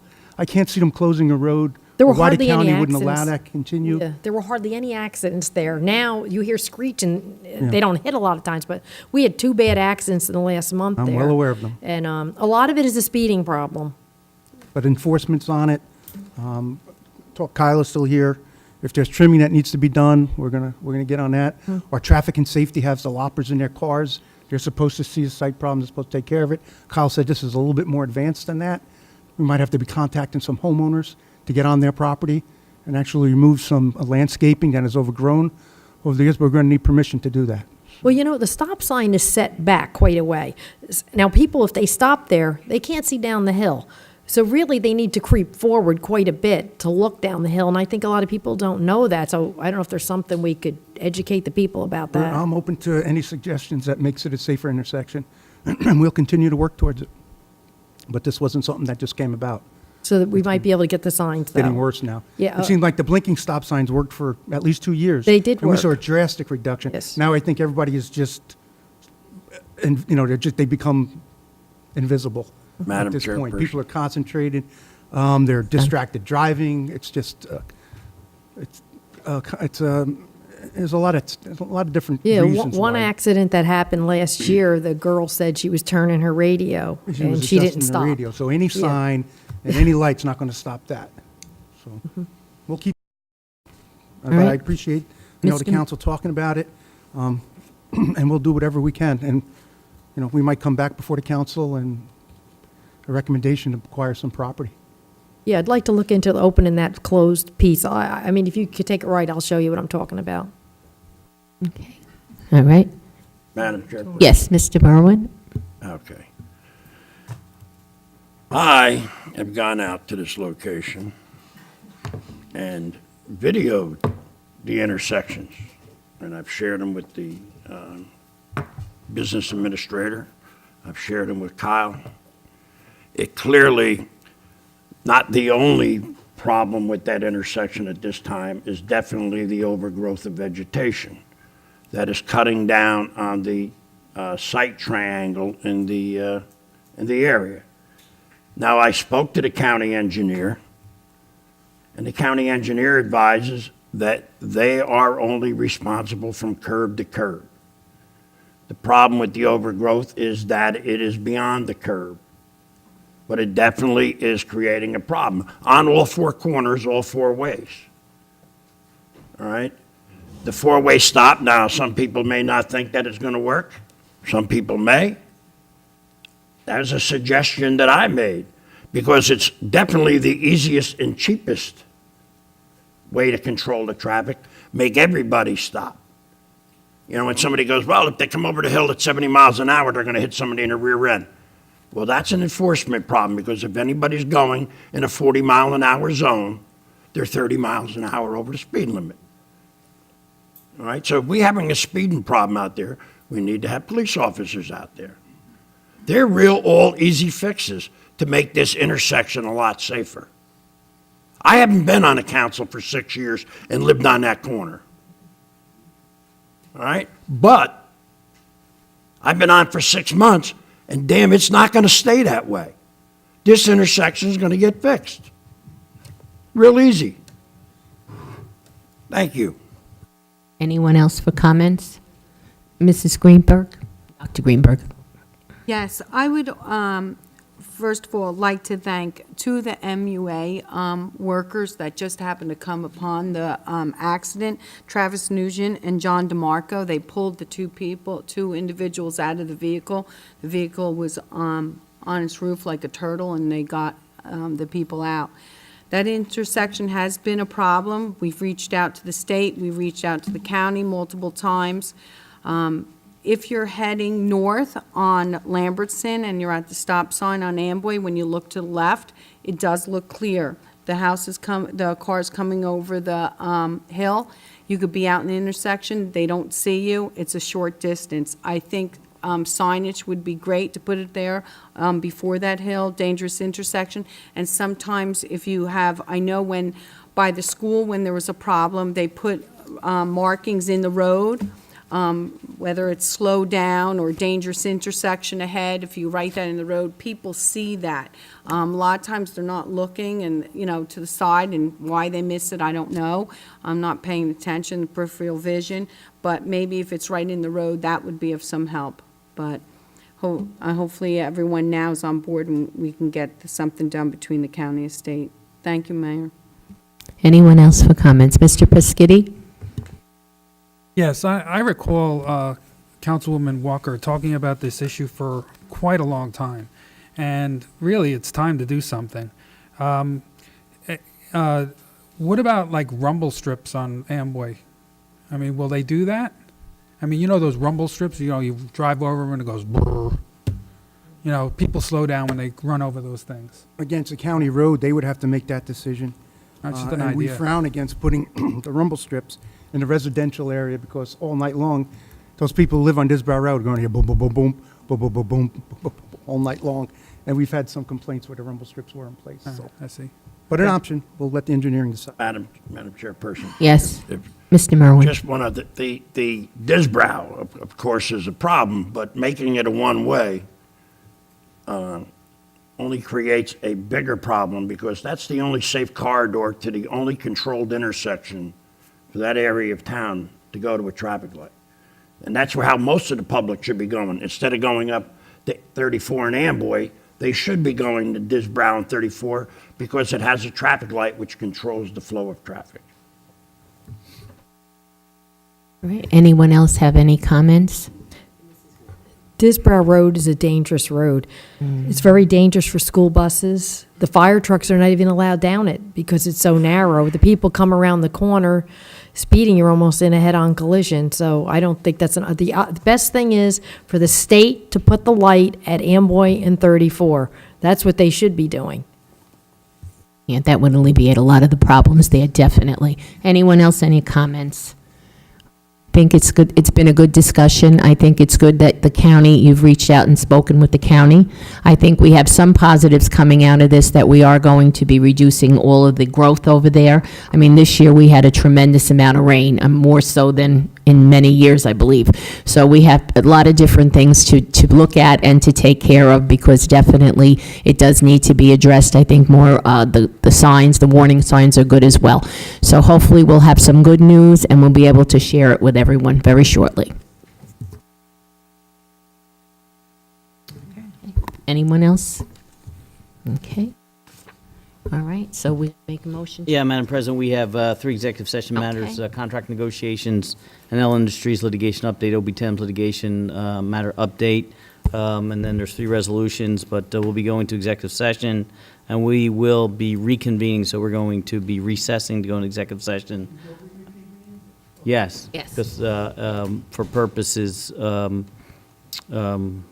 deal with the contract. So if I could have the motion to go into executive session for the. Second. Okay, moved by Purposes stated. Dr. Greenberg, second by Mr. Pescetti. Mrs. Brown? Yes. Mr. Cahill? Yes. And Dr. Greenberg? Yes. Mr. Merwin? Yes. Mr. Murphy? Yes. Mr. Pescetti? Yes. Mr. Rizzoli? Yes.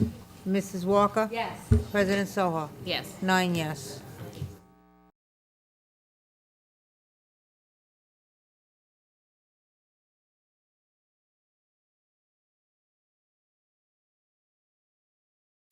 Ready now? All right, we're coming out of closed session. Motion? Motion. Motion to adopt the MOA. Motion. Move it. All right, I need a move. Doctor? Need a second. Second. Mr. Rizzoli and Dr. Greenberg. There's a motion made by Mr. Rizzoli to approve the MOA resolution, The contract negotiation. and seconded by Dr. Greenberg. Excuse me. Mrs. Brown? Yes. Mr. Cahill? Yes. Dr. Greenberg? Yes. Mr. Merwin? Yes. Mr. Murphy? Yes. Mr. Pescetti? Yes. Mr. Rizzoli? Yes. Mrs. Walker? Yes. President Soha? Yes. 9 yes. And I would also, if I could, like to have a motion to authorize defense counsel Steve Kunzman to proceed, execute the mediation agreement in connection with the NL Industries litigation. Move it. Second. Move it. Dr. Greenberg and Mr. Rizzoli. And Mr. Rizzoli. Mrs. Brown? Yes. Mr. Cahill? Yes. Dr. Greenberg? Yes. Mr. Merwin? Yes. Mr. Murphy? Yes. Mr. Pescetti? Yes. Mr. Rizzoli? Yes. Mrs. Walker? Yes. President Soha? Yes. 9 yes. Okay. Next, we'll have council member comments. Yes. Mr. Murphy? Yes, I have a question that came up a couple times. Are council members allowed to attend any meeting involving the township, such as a staff meeting, and if there's a building, if there's a building going on or anything, as long as there's not a quorum, are they allowed to attend that? Nope. Are Are you talking about the agenda, the staff meeting when we go over the That's one agenda? thing, the staff meeting where they meet to go over the agenda and everything. Yeah. And also, if there's, somebody's doing a building and they're meeting with the engineer and the planning board, are we allowed to attend those meetings? So here's the way I'll address that. I'll start with the second item first. I would counsel against any elected official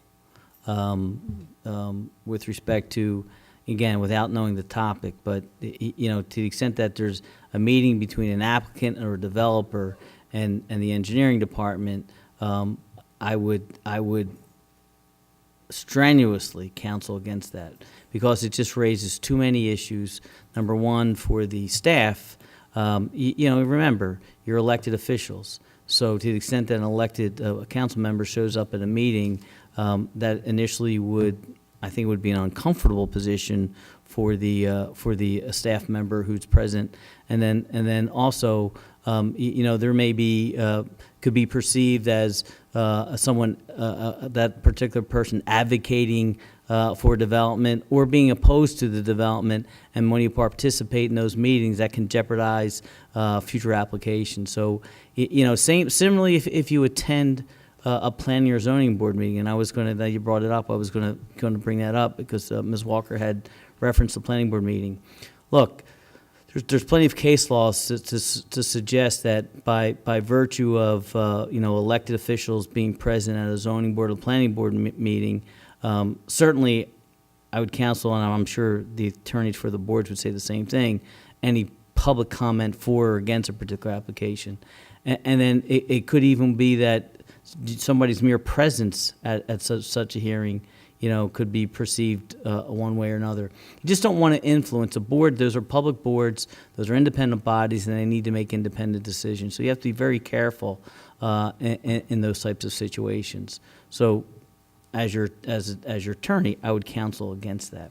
With respect to the staff meeting, again, those are set up primarily, again, with the staff and the council president and the vice president, again, for the whole idea of setting up the agenda. That's been the practice for that, so that, you know, those items are discussed, the agenda is established and set out as so that the clerk and council will know, and then it's distributed. You know, and again, I think that's a process that's been followed historically, unless either the council president or the vice president wasn't able to be in attendance, because that's the role that they undertake in formulating the agenda. I think, again, I think that would be the proper practice, unless somebody else couldn't make it, and then maybe someone else would have to sit in their position. Okay, is it written somewhere that way? No, not that I'm aware of. Okay, I'm under the impression that last few years, there's been at least 3 council members at a meeting. Now, you're saying it's practice been going on forever. Is that true? As long as I've been around, it's been that way. Now, I can't any meeting that I've been to, I've never been 3 council members, or that I can recall. I shouldn't say never, I can recall. I recall there being meetings in which the council president and the vice presidents were there. But I don't, you know, recall if there's been more than 2 council members. Is there a reason somebody couldn't attend if there wasn't a quorum? Well, again, my guess is from the purpose that it's geared for the staff to be present and to discuss those issues, and for uniformity, and to ensure that, you know, the information that's provided is, you know, discussed. There's no action taken. You know, and I don't know that that's something that council can talk about and discuss, but I think it's something that council would have to make a final determination as to how they best want to follow that process. I think the council president generally decides, you know, for this agenda staff meetings, who attends. So you have to, I think you should go to the council presidents and decide that. In terms of, I think, the meeting with the staff, you know, if you let us know and to our office, and we can always arrange a meeting if there is something that council needs to discuss. Otherwise, most of the council committee meetings where staff is in attendance are designated by the council and the president. Council president designates those committee, and then when committee meets, the staff is available most of the time. Okay, my question is, where does it say the council president and vice president go there? Are invited to them? Or is this just something you decide on? That, again, that's a process that has been adopted by previous councils and followed by previous council. Also, the agenda staff meeting, it's the control under the code is council president. So council president has to be there. And No, she I agree with designates that. I'm not disagreeing with that. I'm just understanding why another council member couldn't attend.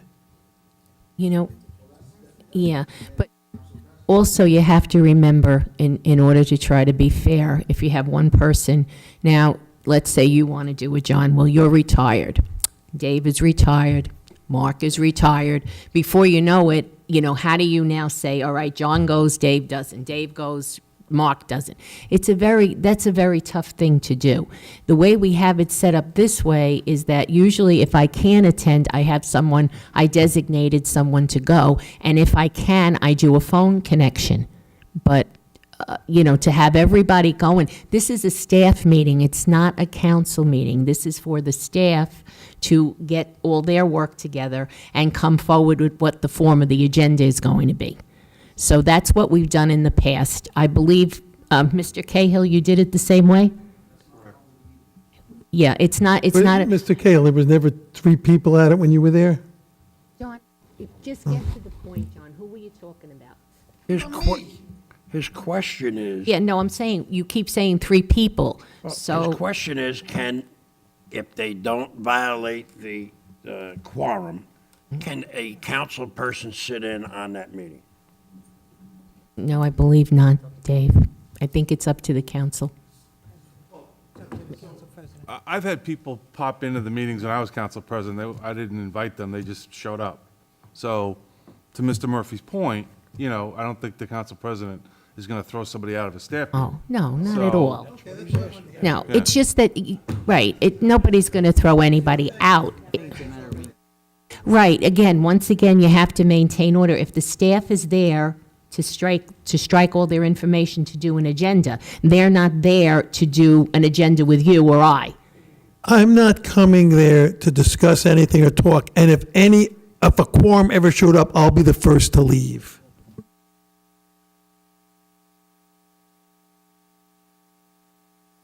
Anyone else have council comments? Council President, the council's done. I just need to set the record straight. Resident came up and made an accusation before. It was totally unprofessional. And I can assure this council that yes, I was in a hospital, but nothing was removed. And I think my actions over the last 6.5 years have proven that, and they will continue to move forward in a very aggressive way. And just totally out of character when you bring somebody's personal life and health to a microphone in front of a TV. It's just, and I think his suggestion will be not suggested. I'll make that motion. But it's, just when you thought you heard everything. Mayor? Thank you, Council. Mayor, going to the gentleman that was somewhat out of order, I don't know the guy who we mentioned. So, if it's something that we could check to see if there was some correction in what he was saying, and maybe we do take some action, or... The building's already named for someone, Dave. I can't see taking someone's name off the building. And I don't know the individual he's speaking about either. No, I never heard of him. So I don't know where would he get the information from. But if the council directs the Parks and Rec to look at it, who am I to stand in the way? I just have a question, and now that you brought that up. Out of curiosity, how many years has the arena been named after the individual is John named? Piccolo? As long as I can remember. Yeah, about Longer, that. longer. And so, Mr. on Piccolo was a August volunteer 13, who formed that 2018, whole Big Nights. to bring something else up. Okay. All right, anyone else? Yeah. Mr. Merwin? Mayor, I'm sorry. on our consent agenda tonight, and I should have removed it. But the number one item was the acknowledging the hiring of Officer Sean Henry. No relation to the mayor. But Dave, to even bring that up in public, it's almost as worse as what this gentleman said at the microphone. You are insulting the police department and their hiring process, that they would offer to even bring to the podium someone who broke the nepotism law. Now, you said it in public. If this individual is, Mayor, I didn't. is related to me, you think I would come before this council? I said he's not related to I you. thought you were questioning me. No. I apologize. I thought you insinuated he was. What I was saying is no relation to the mayor, all right? Everyone would assume that. But to acknowledge his hiring in public, not on a piece of paper that I State is thought that requiring, wasn't right. the academies Yeah. are We requiring have- us to yeah. do that. You see And I want to acknowledgement. welcome him aboard. Yeah, he had the swearing in, yeah. I've been, Okay, anyone else? All right, up, Mr. Fischetti. Yeah, how about if we name the library after Arthur M. Haney? Anybody have any thoughts on that? Well, it was Mr. Haney that brought the library to us. I think that would be a great idea. I'm for it. Right? Yep, definitely. All right. He worked very hard for that. Yes, So he that's did. something that we can look at. I think it'll be great. Code I also says you can't have a meeting past 11 o'clock. Okay. All right, so everybody's finished with their Move to adjourn? comments? Okay, so then we need a motion. You have comments? I just want to say, it's clear the shelter, so if anyone's looking for a pet, make sure Yeah. you stop at the shelter. Everyone enjoy the rest of their summer, and sorry we kept you up so late. Good night. Anybody else? Adjourn. Motion to adjourn. Okay. Second. Mr. Rizzoli. Oh, I'm sorry. Did you want to say something? Okay. Mrs. Brown? Yes. Mr. Cahill? Yes. Dr. Greenberg? Mr. Merwin? Yes. Mr. Murphy? Yes. Mr. Fischetti? Yes. Mr. Rizzoli?